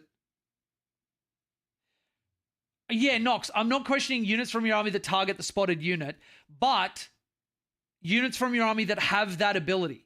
If I don't have an ability in like my Space Wolves detachment, for example, they can't just get an ability because the ability says each time a unit in your army does this, reroll ones to hit. It's only for units that have that ability. So because Kroot are left out of having faction, so they don't get +1 ballistic skill or no cover. Nah, same as in the index, same as in the codex, same as now. But they do count as guided. No, they don't have the rule, so they can't count as guided. They cannot benefit from a rule that they don't have on their data sheet. So again, for the greater good is on the Storm Surge. For the greater good is not on there. You need to have the ability for the greater good. Trigger still says it 100%. 100% it doesn't. I wish it does. That is what Kroot Hunting Pack is balanced around, that they cannot be guided. So if you don't have the ability for the greater good on your data sheet, you cannot benefit from guiding. This is the entire thing of where it is. I've gone through this exhaustively so many times. I've even gotten a clarification, because this was the case before this army change rule. I got a clarification from a GW rep. If you do not have for the greater good on your data sheet, you cannot be guided. And if you went to WTC or a GT or whatever else, then like you would be penalized if you tried to argue otherwise. 100%. I don't say that lightly. I wish it weren't the case. Kroot cannot be guided, cannot be counted as guided. They do not have for the greater good on their data sheet. All right, so the reroll needed an update because as written, they an observer that now requires for the greater good. Army with this ability to become observers for each observer unit. I see what you're saying, where it doesn't say units with this rule, but it's still on the same precedent that if you don't have the rule on your data sheet, you can't benefit from it. From the same way that, like, could I argue that... What have we got that's a good example?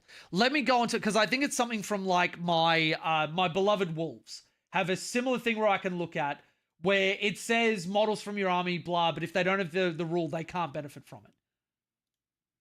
Like, does that make sense? That if you don't have an ability on your data sheet, you can't benefit from that ability. Even if it says models from your army gain blah. So For example, if I look at this, each time a Space Wolves unit from your army makes a melee attack that targets an enemy unit, if that unit blah, blah, blah, you have units like Adeptus Astartes join into your army. You need to be Space Wolves, and just because you are playing Space Wolves, that's the detachment that you listed when you registered for the tournament, they aren't Space Wolves models because they don't have Space Wolves on their data sheet, which means they cannot get +1 to hit and +1 to wound. Does that make sense? No question, man. Loophole they missed in the new wording. I can see where your brain would go there, and I can see where like people would make that argument because it's not explicitly saying it, but what I'm going back to is that if somebody's making that argument, I then go to a rule which is senior to the specific wording, that if the rule that they're referencing isn't on a data sheet, then it's a moot point. You know what I mean? Have I missed something where sustained hits 2 gone from Kaoyun? You haven't missed anything, it's gone. So for everybody that's looking at this, if Kaoyun had army-wide sustained hits, because remember, from our example, unit designates that. Every Tau unit that targets that impulsor now gets guided benefit. That's non-crude. It's non-crude, importantly. This Stealth Suit unit targets the Thunderwolf Cav. Riptide gets benefit. Riptide gets benefit. If we had sustained hits 2 on everybody, that would be like busted as fuck. That would be ridiculous. That would be absolutely ridiculous. But what they did leave us, and this is insane that we kept this, Stealth Suits, when they target a unit, every Tau unit that targets them, except for Kroot, reroll a hit roll of 1 and a wound roll of 1. It is like insane. It is insane. Yeah, Loopy, I wouldn't say that that's the same. You can't reference a rule from another army and say Kroot don't get that. Like Nox is raising a good point that like wording needs to be specific. In a game like 40K, like not everybody is going to be thinking of things that, like, because I've had to have these conversations and discussions or arguments or whatever else so many times as a TO, or so many times as like a tournament player that's just like laying it down over and over again. Nox raises a good point that somebody could point to this and be like, no, this is just saying units from my army, which means my guys can get rerolls, can get whatever. And if GW come out and say that they meant for that to be the case, I will eat my fucking words and I will take that buff straight away. Like, not even questioning it. I meant it when I said I wish that were the fucking case. I want my Kroot to be able to benefit from that. They get sustained hits 1 from Kaoyun. I would like them to be able to be guided. That'd be fucking sick. But what I'm saying is that the rule that I'm referencing is if it's not on someone's data sheet, then they can't say that they benefit from it unless it's something like a detachment rule which says all units with whatever get this. But what we've got here, and the argument that I'm making, is that because they've specifically listed an ability on a data sheet, that is the distinguishing factor. But Nox is absolutely right. Somebody could make that argument. And it's actually good to bring up because if you see that conversation here, when you see that conversation later on with people at tournaments, at your local LGS, with your friends, whatever else, you have a basis to go, no, that's not the case, or yes, that is the case, depending on the argument, for, you know, this is the thing that supersedes it, I can show you in the core rules. Not too many people just go, my opinion is right, not my opinion is correct, here is my reference material. Here is the thing that I am showing you that does X thing. And these conversations are important to have. They are. That's why I didn't dismiss out of hand when fucking Loopy was like, this doesn't say you can't guide the same target with more than one unit, which I actually agree. There is nothing that supersedes that as a thing. That was explicit wording in the last army rule, and now that wording is not there, but I don't believe its rules as intended. So, yeah. I think the problem is that later clarifies that you only get the +1 ballistic skill needs for the greater good, which implies the rest of the army doesn't. To be honest, Nox, I would like to see a day one FAQ on GW from that. They already need to clarify, can a unit be targeted for spotting more than once? Because there is nothing that explicitly says that you can't. And as we know, with a game like this, it has to be explicit. The game is restrictive in nature. It's not permissive. So if it doesn't tell you can't do something, a lot of the time that means that you can, until GW actually put their foot down and say, bang, nah, that's not it. Virilurk, first time chatter, for the greater good is better now. I think I heard you say spotter units can get the benefits of guided though. Check the third paragraph for the greater good. It specifically says excludes observer units. No, that's not what I said. I said pathfinders are able to target their unit because of this line of text. Each time a model in this unit makes an attack that targets their spotted unit, improve ballistic skill by 1, and that attack has ignores cover. Remember who you guys are fucking with. Do you know how much Tau I've lived and breathed? I literally have a set of Shadow Sun's hooves sitting by my bed that I sniff every night before I go to sleep. Who do you people think you're fucking with? No, you raise a good point that, like, if I had have said that, it might have been me misspeaking. I didn't think I did, but I was speaking specifically about the Pathfinders. Not everybody gets the guided benefit, but... Sorry, the guiders don't get the benefit, but if I guide to the Impulsor, every other Tau unit that isn't an observer gets benefits into them. Exact same with this one. If your army faction is Tau Empire, yeah, that's the precedent I'm going off, Eds. How dead is Cao Yon? Tournament coming up. Absolutely love the place. It's not dead. It's not dead at all. Okay, let me go through and look at detachments like I was going to do before. So let's start with Cao Yon. Question just got asked: is Cao Yon dead?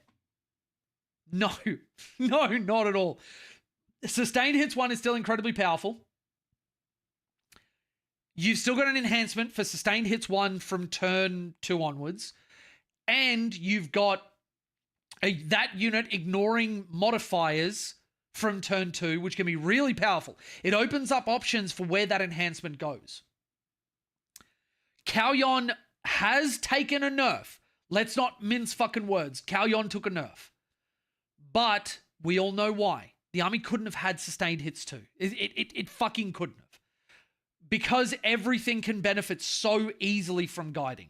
We would have broken the game and everybody would have fucking hated us and we would have gotten nerfed worse than if Cao Yon took a little bit of a hit. Cao Yon, I would comfortably put in like a B tier. B tier being like, it's good, it's fine. It's not like overpowered. It's not ridiculous. It's not whatever, but you can run this in a tournament and still do incredibly well. People hear B tier and they're like, oh, it sucks. No, for me, S tier is like, you must play this or you're trolling. A tier is like, this is really good. You get a lot of benefit out of it in almost every single matchup. B tier is like, this is perfectly serviceable and this will be able to win tournaments. It's not going to like overpower people. It's not going to blow people away with no effort, but it will do very, very well. All right, let's talk Mon-Ka. Now, this is initial gut reactions, everybody. So don't take this as like anything other than just like me spitballing and initial thoughts. Mon-Ka got a lot better with this. A lot better with this. Being able to alpha strike with less units having to expose themselves, thereby mitigating the clapback, means that your alpha strike is better. Now, Mon-Ka does get worse because you can't tag the transport units get out. You can't then at a later stage in your shooting phase guide onto the unit that got out of it. That is inarguably worse. But I think that the trade-off for that Mon-Ka is better now, though I think that the new mission deck is going to have an interesting effect on Mon-Ka because of the nature of the catch-up mechanics. You can actually just ignore the mission a little bit with Mon-Ka and then catch up later on after doing an immense amount of damage. And if you ignore your scoring a little bit, you actually then get access to some very powerful abilities that your opponent doesn't get access to because you're doing billions of damage. They're trying to focus on scoring and you can take over there. Now, it is going to push us again in the same way the Prior Nexus did to being more like late game sort of armies. But I think there will be a place for some Alpha Strike if we can pull it off correctly. And we'll have to see how that shakes out. Obviously, you know, none of us actually have our hands on the cards that aren't like insiders with GW and getting sent stuff early. You know, maybe one day I will be on that list. But yeah, we'll have to see how it shakes out. Tournament data will have everything. And even the first set of tournament data we see, we will have an evolution over the course of the meta as people start to solve different problems. So that's my thoughts on Monclar. I would put Monclar solidly probably at the top of B, maybe in the bottom of A. Retaliation Carter didn't get any changes. The army rule change helps an elite style army incredibly. One of the things that I don't like is that these guys dropping in, popping vehicles, transports, whatever else. It is easier now to have multiple units going into the same unit or not having to overexpose yourself, being able to trade more efficiently, but they didn't fix the core problem of no melter range when you 6-inch deep strike. I can't get past that as something that I am not particularly happy with. Retaliation Carter will do well if the meta supports it. I am actually going to abstain from saying anything about it until I see tournament data. I think Retaliation Carter is going to be fine. It's probably like on the lower end of B tier, below other detachments. Remember, that's not relative to anything other than our other detachments. So it's, I think, just like around Kalyon, maybe maybe a little bit ahead of it because it's actually got some good damage buffs. It's got Fire and Fade. It's got sustained hits built into a stratagem. Like, if you're good at Retaliation Carter, you will get value out of it. No two ways about it. You will get value out of it. Retaliation Carter is going to be fine. I would have liked to see a change to being able to get Melter, but as the French say, c'est la vie. Kroot Hunting Pack has just gotten so much better. Before, you were running like half Kroot, half high quality tower shooting. If you look at, lists that Drew was running where it was like 18 Rampages and a bunch of Krutox Riders, then a bunch of Sky Rays and Hammerheads and all that sort of stuff, they had issues with guiding in that you couldn't have your tanks being guided by everybody that you would want to. Now you can put in 3 units of stealth suits and maybe Pathfinders, but not even that, and you can have 3 high-quality targets being taken down by 2 tanks each. You can have the Ion Heads going into like a big unit of Terminators or like an ACDC brick or something like that and have 2 sets of 3 damage and, Seeker missiles and all that sort of stuff. Get really, really, really good value at range while your Rampages go and slam people in the face and do what they've got to. I actually really think that KHP got better. Got to get a dinner plate for my Tiger Shark and run that. Hey, Tiger Shark just got better as well. Tiger Shark just got way better. Being able to split fire on a platform with that good a shooting. Oh. Okay. That's Kroot Hunting Pack. I'm going to probably put Kroot Hunting Pack in the top of A. I would even be inclined to put it in S. I legitimately think it's that good. Auxiliary Carter. This, I think, may have gotten the biggest benefit out of this change.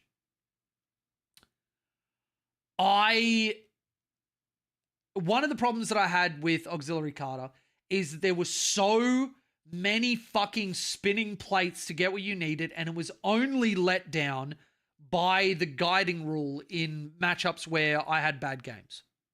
Or me rolling ones continually, but that's just the J curse. Like, you can't fucking do anything about that. Like, what do you do? Oxcad, I think, may now be our premier detachment. And there's a couple of reasons for that. First off, they have the best stratagem in the entire game. Not just for Tau, in the entire fucking game. Let me show you. Oxcad stratagems. Stratagem in whatever. Interlocking maneuvers. End of fight phase. Tau Empire unit that was eligible to fight this phase. If it's not within engagement range, make a normal move of 6, otherwise make a fallback move. Cannon embark within a transport. Interlocking maneuvers, being able to move out of engagement. This reads fallback and shoot, or my Rampages make a free 7-inch move and then move again and I've got I've got a stratagem for advance and charge, and I slap you in the fucking face with full rerolls to wound. Guided fire, +2 strength to your weapons. It makes, like, we didn't get any changes to our ions, which I know a lot of people were wanting, and it is disappointing that our ions didn't get touched, but given the changes that we got, fucking, I get it, GW, this was fucking perfect. See how this shakes out. If we need it, go for it, but, like, I get it. Interlocking maneuvers is the difference between a big boy Tau player and a little Widley boy who left his toys at home. You can use interlock to embark after your opponent's fight right to year to second time. No. So cannot embark within a transport at the end of this move. Oh, yeah. So you can make a fallback move. You just can't do it if it disembarks. So, yeah, you could move like, say, like he tags up a breacher unit that didn't get out this turn. They just walked onto an objective. You could move them out, embark, shoot the devilfish, and then have them get, well, not shoot, but like, you know, shoot them over the top, move, and then get them out. Yeah, you 100% can. You 100% can. You just can't use it as a pseudo fire and fade in and out of a thing. So, how does Darkstrider leading your unit Pathfinders work? Does he gain their ability? Yes, he does. Just like every other leader, they inherit the datasheet abilities that their unit has, and his unit gets +1 to wound, and also nobody can deep strike within 12 of him. If your disembark was your turn, no. So if you got out on your turn, you can't. It does say, interesting. It does say this turn, not this battle round. Because the turn ends, so you can't do it on your turn. You can't like get them out of a transport, shoot, charge, and then get back in. But you can do it if you disembark, shot something, they charge you, they don't kill it, you can get back in. Because it doesn't say battle round. Yeah, that is, like, interlocking is so fucking good. If you want something which has skill expression and allows you to play the game with fucking, like, Eldari level of sneakiness and Eldari levels of fucking damage and Wolves level of fighting with rampages. Think about that. I just said Tau has Wolves level of fighting with rampages.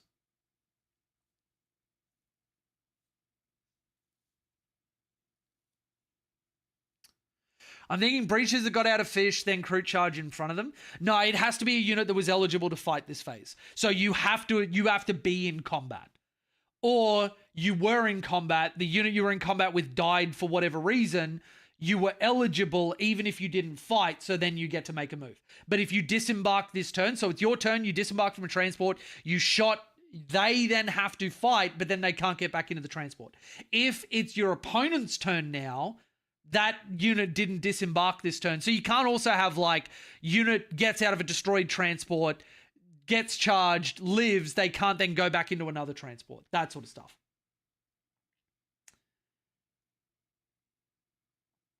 But yeah, I'm not still dreaming, and I know you're not, Ty. We just, holy fuck, Tau just won this data slate. Tau just won this fucking data slate in no uncertain terms. Can I just point out, we've had like 75 people watching us for the longest fucking time. Thank you, everybody, for being here. Thank you, everybody. So this detachment, I think, goes solidly into S tier. I think Oxcad solves a big problem that Tau has very high quality shooting, but there are two main problems that we suffer from now that the army rule's been fixed. It's 1, AP, and it's 2, getting your opponent to step out and let us kill them. Now, I was talking about this with the Wolves before, where I was talking about having access to Fenrisian Wolves, being able to get OC, and Space Marines being able to get like being able to have somebody forced out into a unit they don't want to fight, and then being able to like being able to counterpunch them and only having lost very cheap stuff. Oxcad does that better than anybody, aside from like Crude Hunting Pack. They need to step out to deal with your Crute. You've got a bunch of ways to bump their OC, give Crute Hounds OC, use cheap units to make them step out, because we don't struggle to kill them when they step out. We just need them to do it, and we don't want to lose a crisis brick every time we do that, or a breacher brick, or a riptide, or whatever.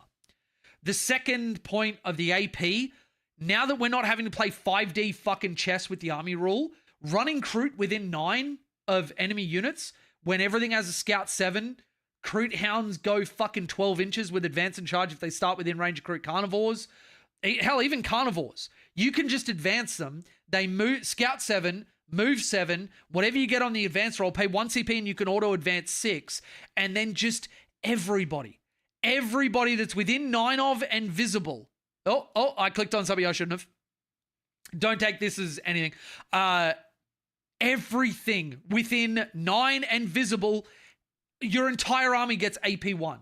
And then you just point with a couple of guiders. And everything gets fucking +1 ballistic skill and ignore cover. I cannot tell you how much of a glow up this got. Even if you're not a fan of Kroot, all you need are like 2 units of Kroot Hounds, unit of Carnivores, and throw in some Rampages. And you're good to go. You get melee. You get good, high-quality melee that gets Lone Op as part of the detachment rule and also gets advance and charge, auto-advance 6, reroll wounds, -1 AP. On demand, whenever you want it.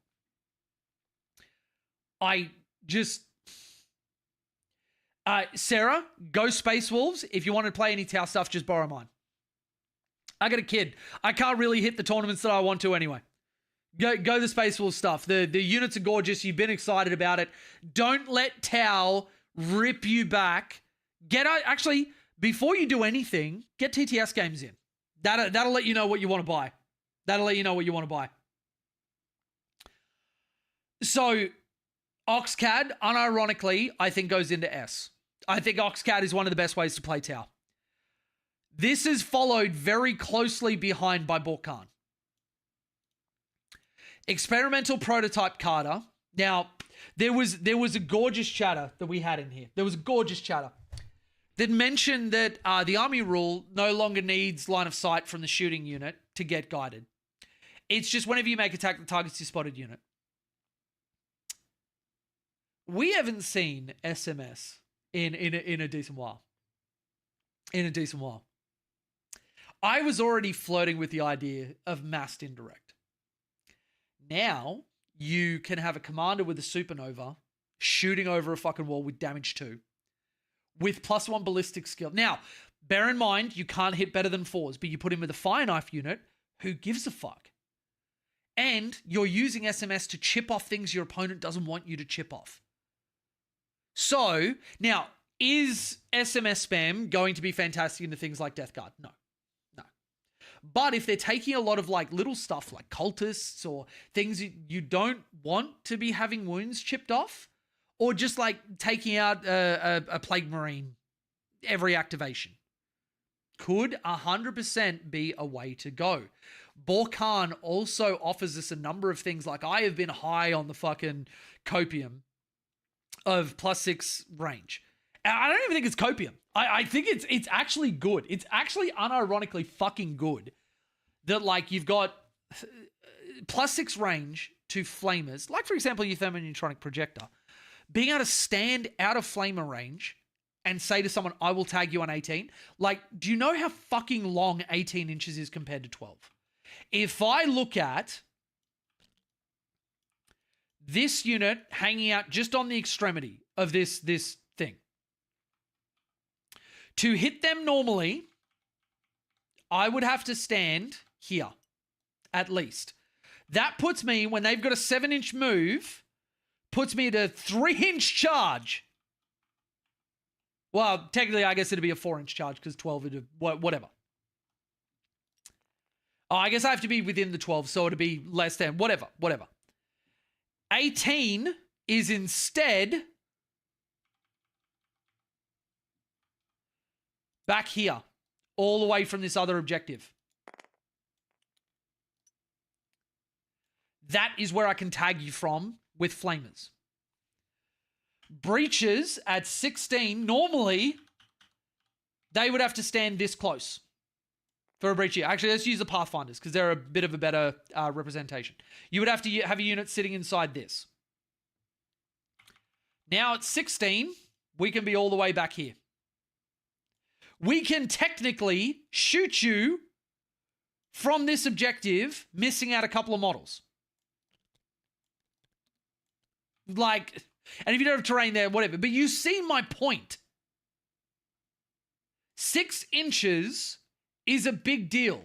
And please don't tell Chelly anything different. Like, I'm trying to get her used to it, but it's hard. It's hard. Like, we have some of the highest quality shooting in the game, plus 6 inches is a big deal. Excellent enhancements for excellent weapons. 18-inch fusion blades go fucking hard. This has a heal. This has +1 strength and AP. This has sustained lethal hits on demand. This has reactive loan op for crisis suits, which means you can sit at your 18 and then, like, the next unit that comes up to counterpunch you, if they can't get to exactly where that unit was, they don't get to shoot you. Long range counterfire, can't shoot you. Experimental weaponry, you'll never really use, whatever. -1 to wound for a battle suit in shooting or fight phase. And then you can heal them in both players' command phase. I think this is behind Oxcad and Crit Hunting Pack. Guys, how many guiders would you recommend to handle MSU combat armies? 3 units of stealth suits, 1 unit of pathfinders. That's all you need. It's all you need. Just play intelligently with them. Question about stealth suits. Hate how they word this stuff. Do they give the ability to reroll all ones to hit and wound? Yes. When a unit activates, and any time a Tau unit activates into them, excluding Kroot, every unit rerolls all hit rolls of 1 and all wound rolls of 1. If it was different, it'd say reroll a hit roll or a wound roll. It says reroll hit rolls of 1, which means everything. Every single one that you roll gets rerolled. But you, obviously, within the core rules, you can only do it once. You can't reroll a reroll. That doesn't work. If you roll a 1 into a 1, that just is what it is. With the points changes, stealth is viable to take 6 to keep them alive longer. Honestly, Kiryu, I don't think so. I think you just cop the 60-point hike that a lot of lists are going to have. If you play the stealth suits correctly, you shouldn't lose them super easily. And even when you do lose them, it's not nearly as catastrophic as it used to be, because a lot of your other stuff can guide and still get +1 ballistic skill for a lot of your units. Your crisis suits are still going to have Marker Light. Your Sky Rays have Marker Light. Your Flyers have Marker Light.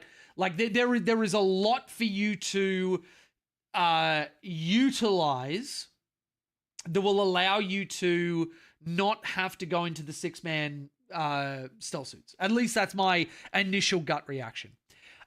So to quantify, Borkan, I think, sits below Oxcad and below Crit Hunting Pack, but is kind of in the ballpark of like that A tier. I think Borkan is actually quite good. You get more utility out of each squad though, right?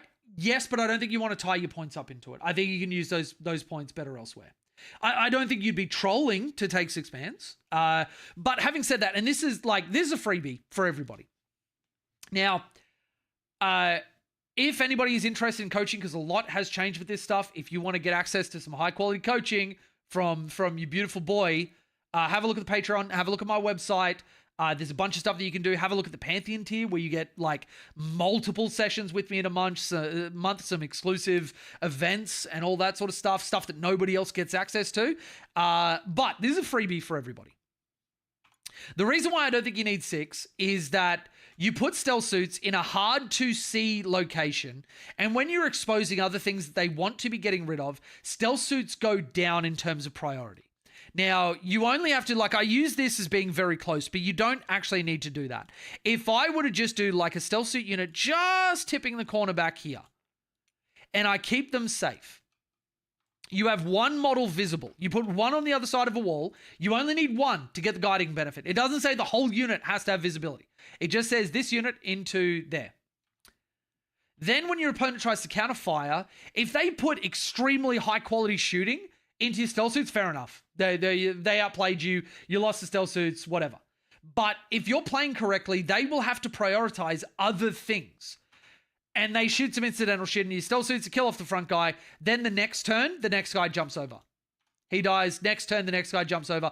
Each stealth suit unit, if you're playing correctly, should get at least 2 turns.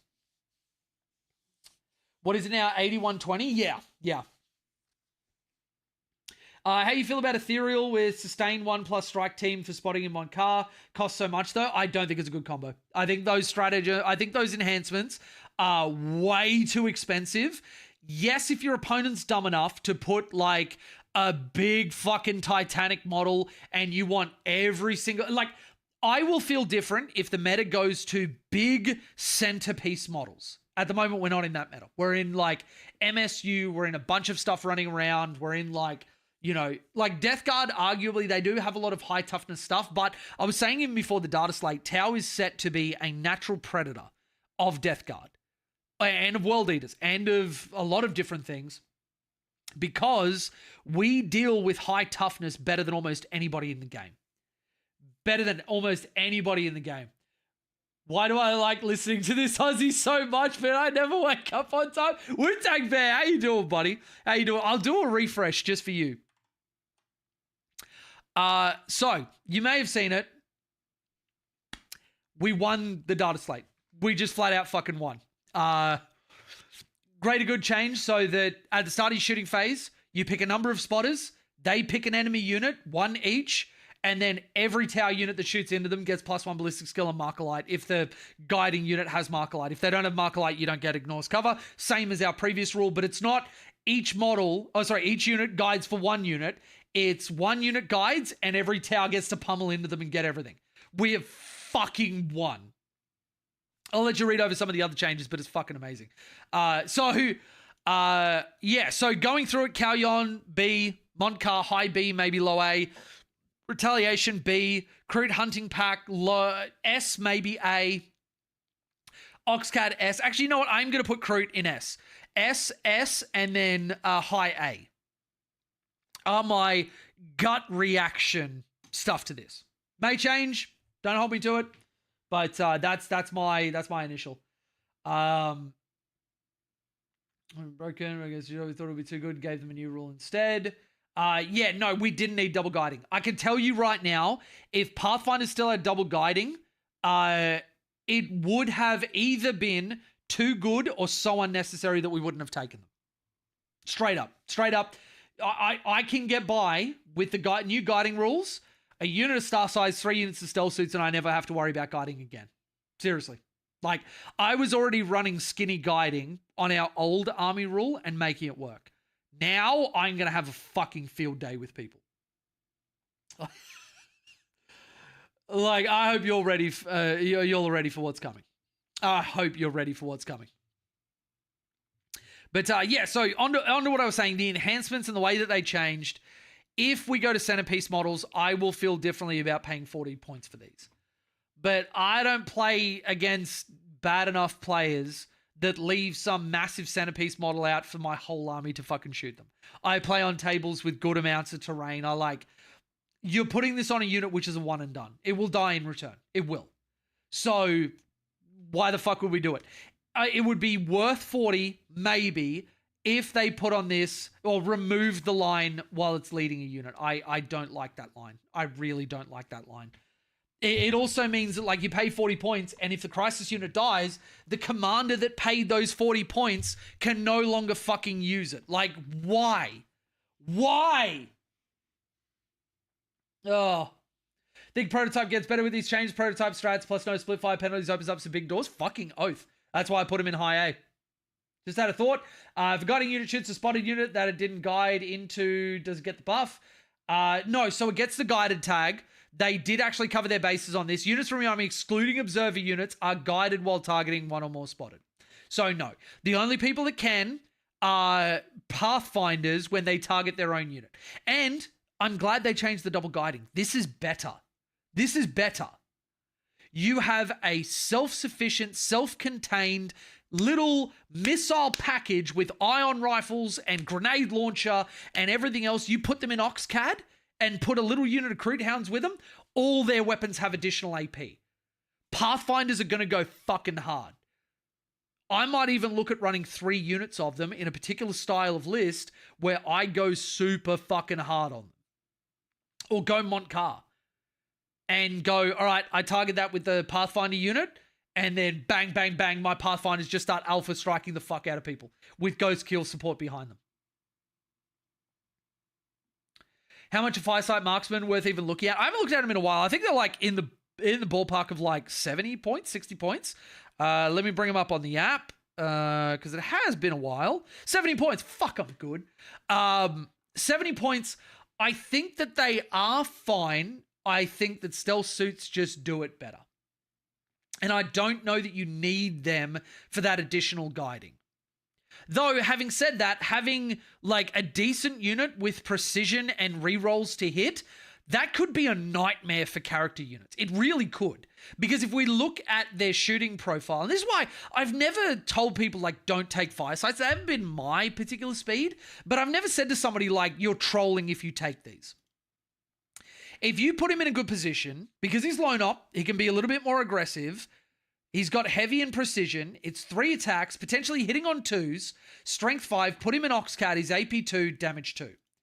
If you've got more than one targeting the same character, that is something that could be really fucking nasty.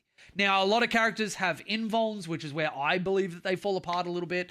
But it's at the end of the day, it's strength 5, damage 2. There's not a lot of characters in the game that can ignore that. And there are some armies that are propped up by their leaders. You look at like orcs, for example. You shoot out their leaders and their units may as well not exist. Like, yeah. Pathfinders and Kalyon can hit on 2s with coordinate to engage. I don't know if that's important, but it's kind of neat. They can already do it. You don't even need coordinate to engage. They can literally just like point at a unit, and then because of the way that their rules written, they get that stratagem baked into their data sheet. They're fucking incredible. They don't even need another unit with them. They can. I could have a unit of Pathfinders that infiltrated like 9 inches away. Why does it keep unbinding my fucking thing? God. Actually, no, I'm going to go this. I'm going to go this. And we're going to go hand and job. There we go. All right.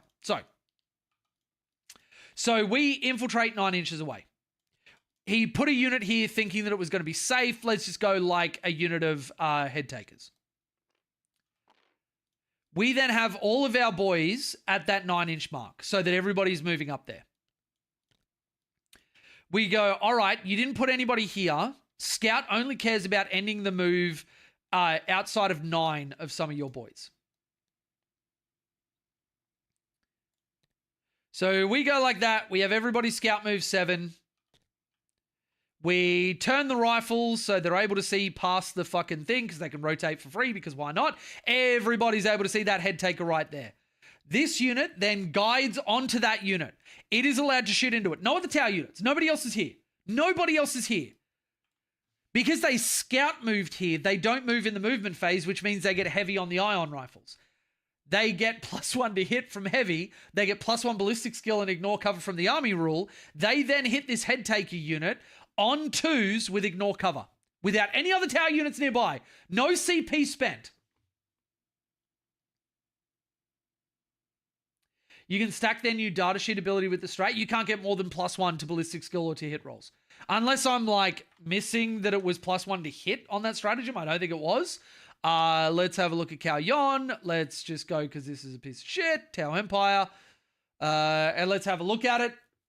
Jay, the Iron Rifles have ballistic skill 5+. Yeah. So if you can only get +1 ballistic skill, +2 ballistic skill doesn't do anything for you. So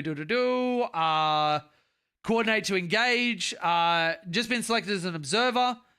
Each time they target this body unit, improve ballistic skill by 1. So if you can only get +1 ballistic skill maximum, like if you've got +2, the only time that matters is if somebody has -1 ballistic skill. Then your +2 turns into a +1. You can stack ballistic skill and hit modifiers. No, you can't stack ballistic skill modifiers as much as you want. You can't. It's only +1. No modifier can go more than +1 wound rolls, hit rolls, anything like that. You cannot ever have more than +1 outside of like armor penetration. I'll bring up core rules for you to show that. This will take a while to get to, but yeah, so modifiers to dice rolls, but that a ballistic skill modifier is a modifier to a dice roll. If you have ballistic skill 3, you're rolling a dice on 3s and you hit. 100%. Again, I don't say 100% easily. You cannot get more than +1 ballistic skill or +1 to hit or +1 to wound, and vice versa. You cannot get more than -1. Otherwise, bear in mind, there are ways that people could put you on ballistic skill 7 if they were allowed to do that. That would be broken, and it was. Eldari did that in 7th, and GW learned their lesson. Okay, where is my modifiers? Rerolls, roll-off, sequencing. Fuck, is it not there? It's under, like, modifiers or something. Sequencing. Is it, like, shooting phase? Fuck, where do you find this? I want to do it in the app, but it's not as easy to show a visual representation. If anybody finds it before I do, please link it.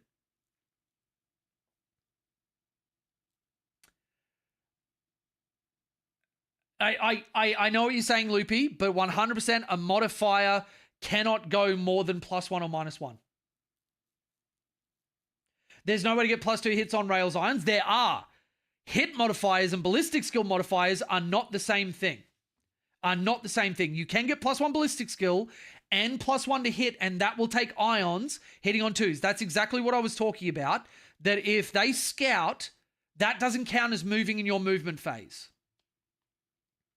But BS5+, yes, and if I get +1 ballistic skill, I go to 4. If I get +1 to hit, oh, sorry, it is on 3s. There's no way for 2s. Hammerheads can do it because they are 4s natively. They go to 3s and then +1 to hit because they're targeting vehicles. Sorry, not in the Rails Ions, on the Pathfinders. You're absolutely right. My brain went to the Hammerheads. That was my mistake. The Pathfinders can never get to 2s. No, 100%. Been trying to figure out why I haven't been excited for Warhammer. It's because you disappeared, bro. So glad to have you. Oh, thanks, dude. I appreciate that. I didn't like my forced hiatus, and it is very, very nice to be back. But yeah, so just a little what I was going to show. Actually, no, I did show that freebie. I showed this freebie. Use your Pathfinders, and this is how I'm going to be looking at using them. That you use your Pathfinders either to win the infiltrate game, block your opponent in, do all that sort of stuff. Modifiers can go higher than +1 and -1, but only in the aspect of the final outcome is only a +1 or only resulting in -1 to your total result. So if you had, say, a -1 to hit and then 2 instances of +1, you would get +1. Yeah, that's what I've been saying. In total, it can go higher, but the net result, when you are looking at your dice rolls, the net result can never be more than +1 or -1. It can never go past that. And that if anybody finds the actual writing, I'll look it up on the app because it's so much easier just to search. But I guarantee you 100% that what I'm saying is correct. Data sheets, no, that's not the thing. So it's not under rerolls.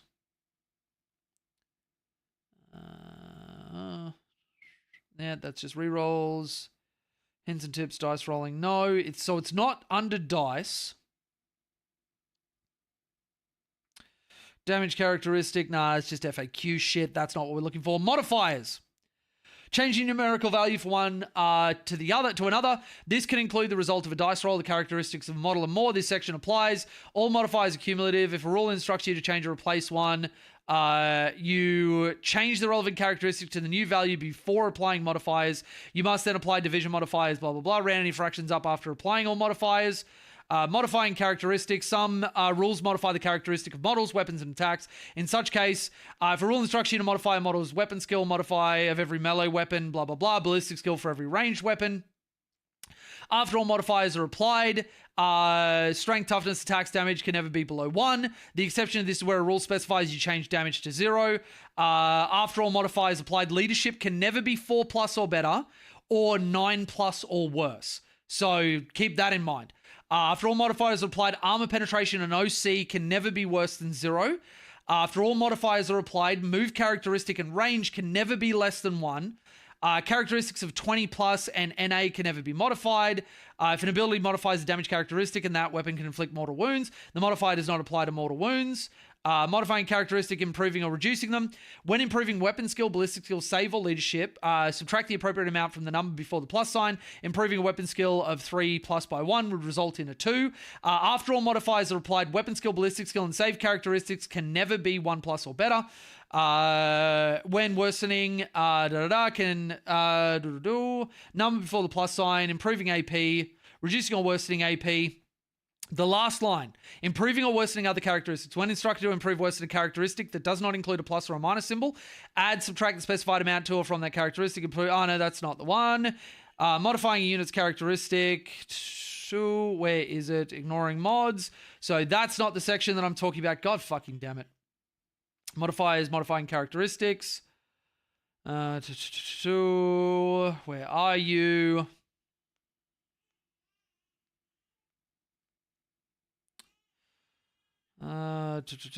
Why can I not find this easily?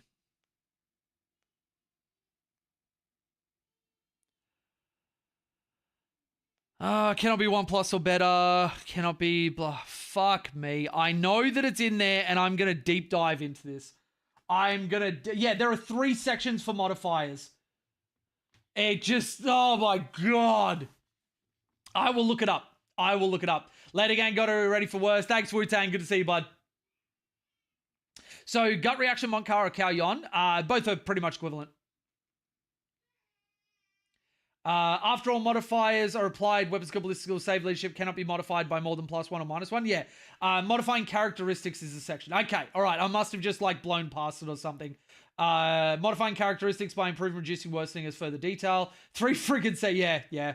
What are we arguing here? Oh, no, there's no argument. It was, Loopy was talking about weapon skill, ballistic skill, and didn't know about, because there's 3 fucking sections to modifiers in GW's rules, that there is a section that says no characteristic, excluding save modifiers, save and leadership, I think it is, can be improved or worsened more than +1 or -1.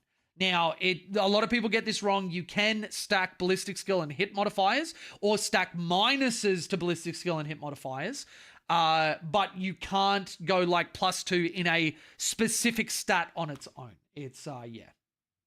So many debates about it where I wanted multiple plus to wounds. Yeah, multiple pluses to wounds. There are so many ways to get it. That would make New Space Wolves broken. That would make Saga of the Hunter the most broken shit ever, because you put a Wolf Priest in for +1 to wound. You kill 3 units and then your whole army has +1 to wound.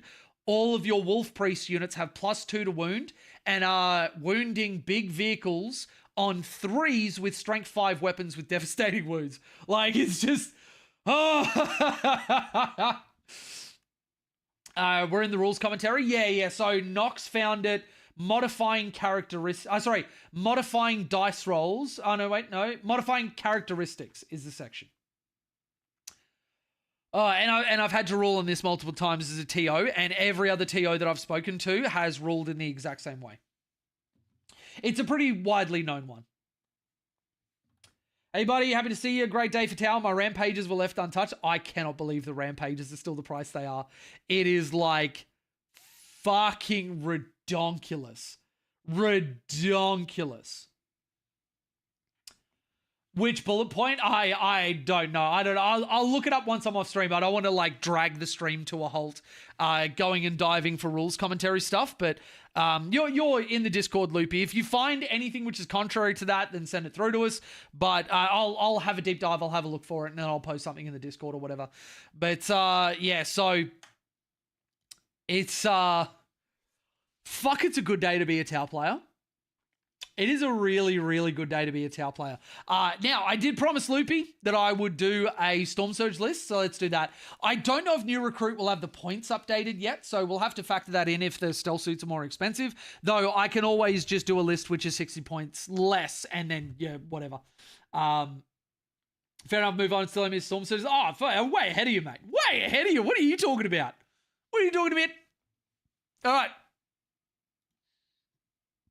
Lists new. Now let's just double check if I think they do everything server side. Let's go force update.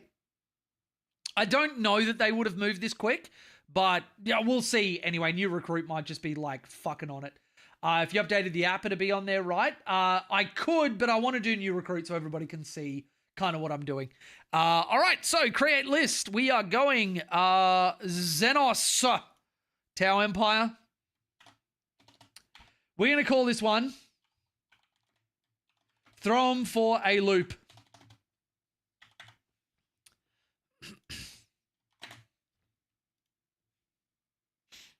Do you think 3 stealth suits are still auto-include now with new guiding mechanic? Yes, 100%. 100%. You probably could get away with 2 of them. You'd still need something like a Star Scythe unit or, like a Pathfinder unit or something like that. But I think we've got a lot of build options open to us now. We got a lot of build options. Loopy, what detachment do you want?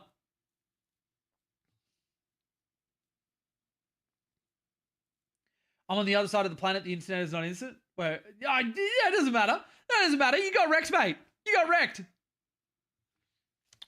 Moncar? All right, you got it. I respect the hustle. I respect the hustle. All right, so we're going Moncar. Let's chuck in the stuff that we need first and foremost. So we're going to be going for Storm Surge. Is this a single Storm Surge list, or are you going something more insane than that? Now, in terms of epic heroes, I don't think I'm going to worry about any epic heroes at this moment. I'm going to go a Fireblade. I'm going to go a Cold Star. And I think that will be it for now. For now. We're going to be going the Blast Cannon.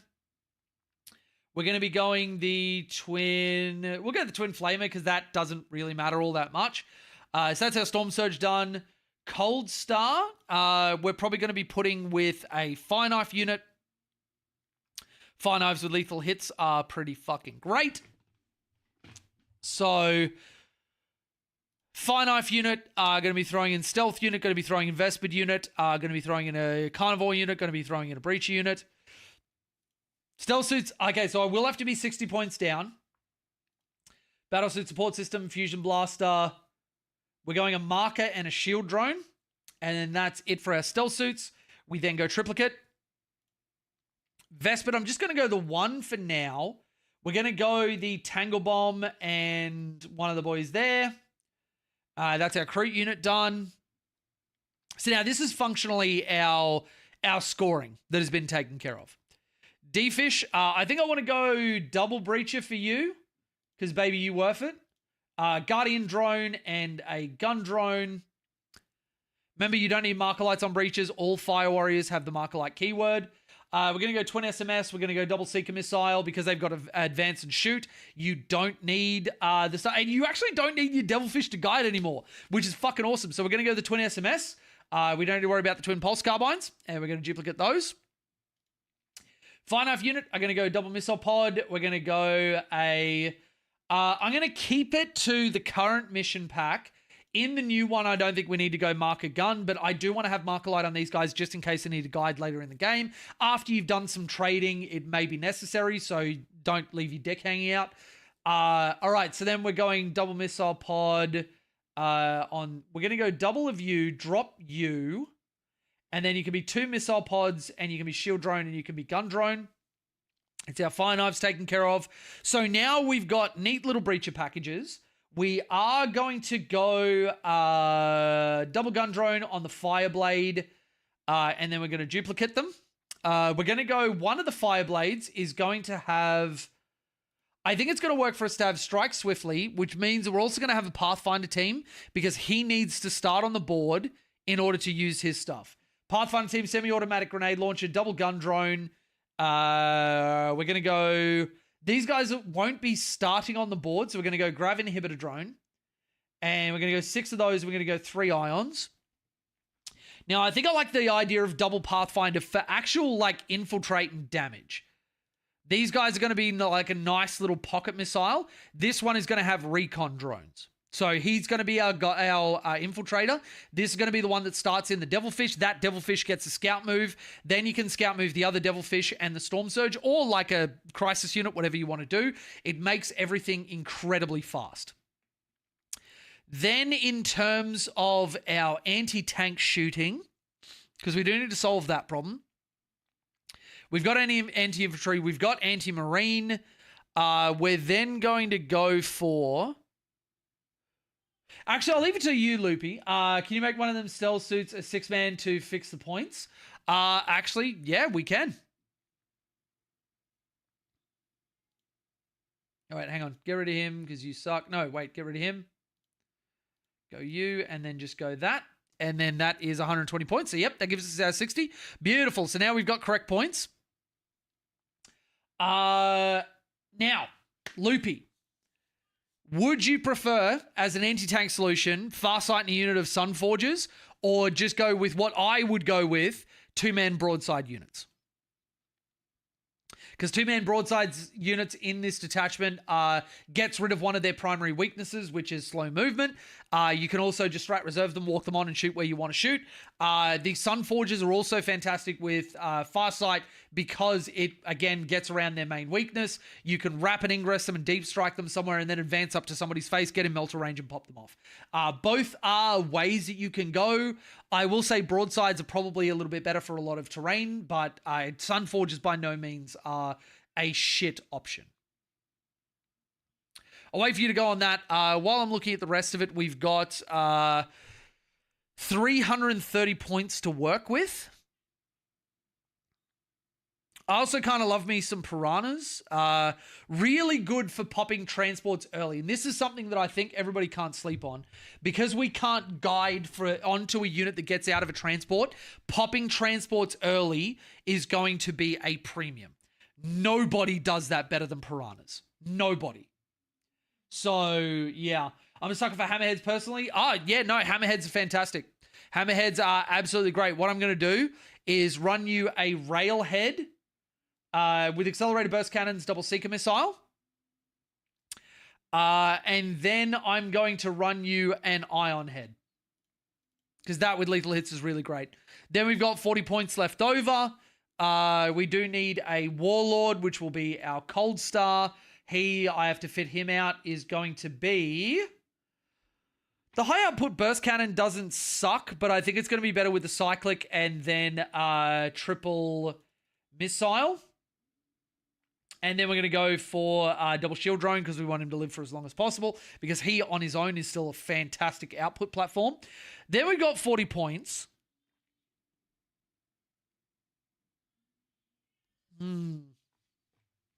Would I prefer over that? Maybe not the ion cannon and we go for something else.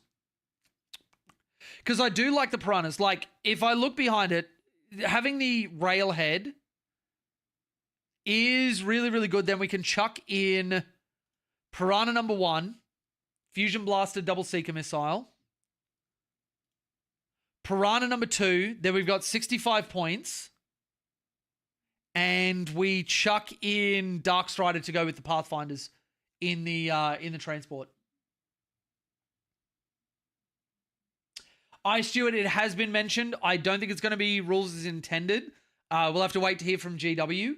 But if they're giving us that, where you can stack on some stuff, and that's why the enhancements are so fucking ridiculous, then sure.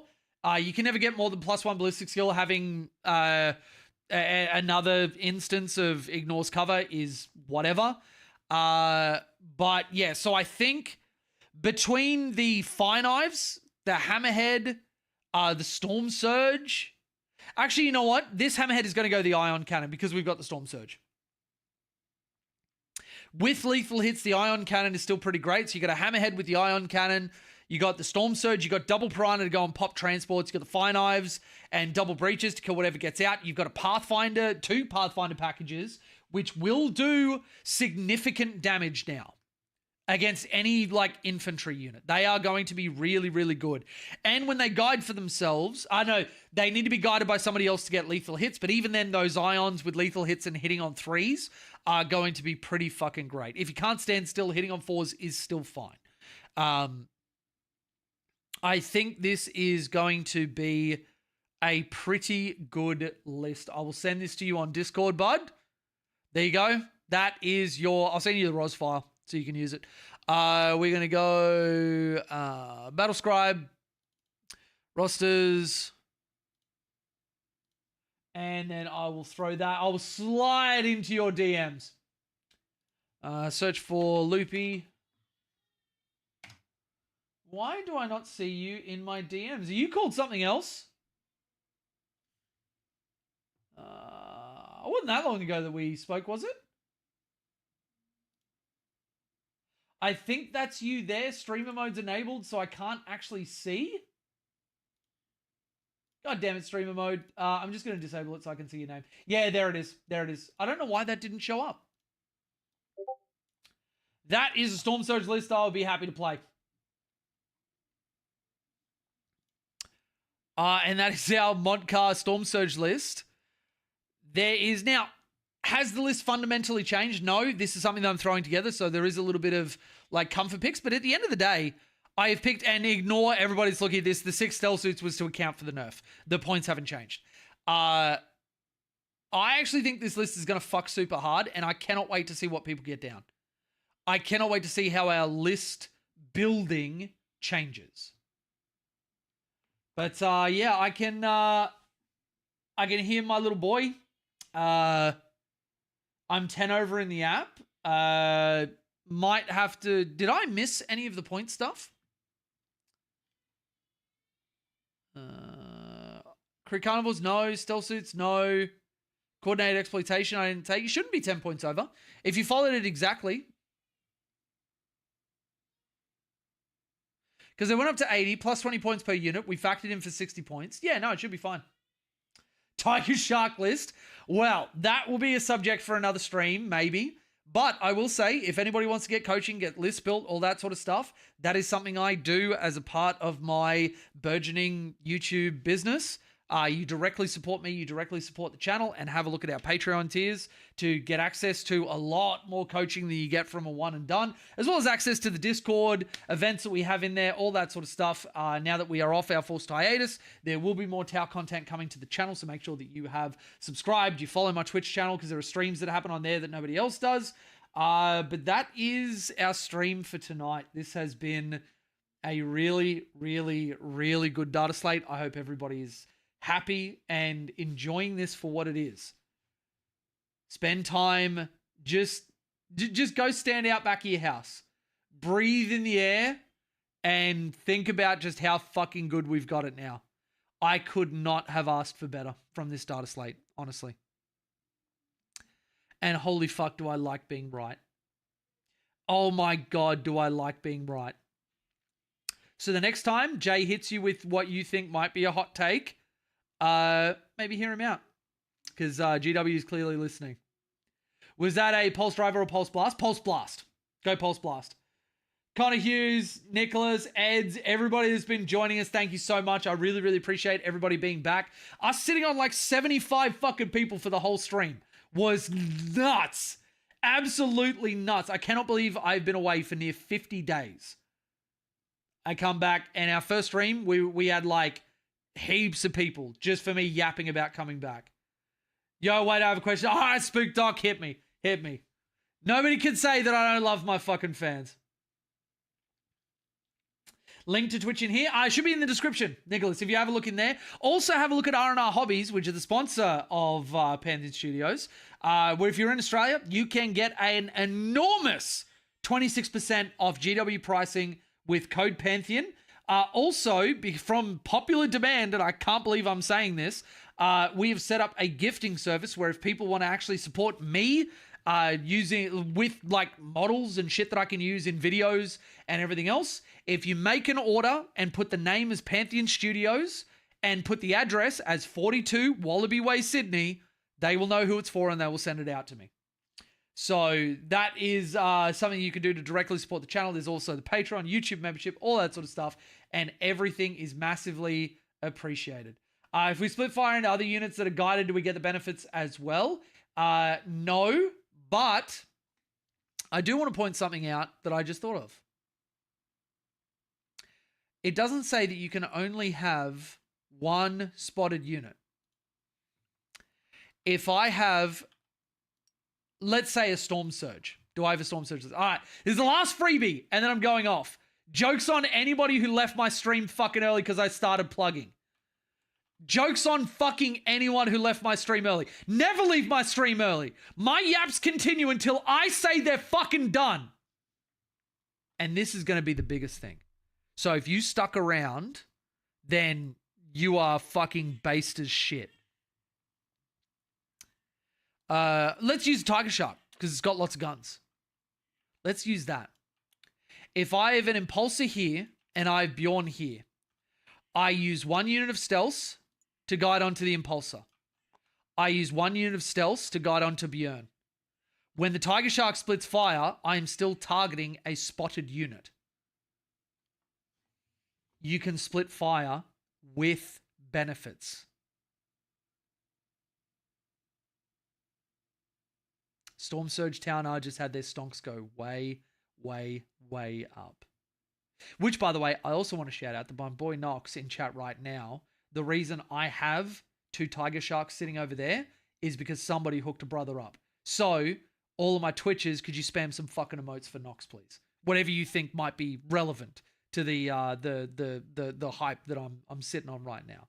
Because Storm Surge looking kind of, yeah. Tiger Shark, kind of, yeah, the return of Reptar, you fucking know it. I might actually dust off Reptar because I can split fire and get benefit into both. Virulek, thank you for the follow. All right, with that little nugget of wisdom, I will leave it there. Thank you, everybody. Thank you to all my Twitch subs. Enjoy those animated emotes. If you would like to join them, go to Twitch, drop a Prime sub. You get access to almost all of them. Tier 2 and Tier 3, get access to some of the other ones. But it has been a pleasure talking to everybody. I hope you're all really, really enjoying it. And we're gonna be making some videos. We're gonna be making some content. So we'll see you very, very soon. Love you all my patrons. Love you all my viewers. Be good to each other. Don't be like Reddit and Facebook and be douchebags to each other. See you in the next one, everybody.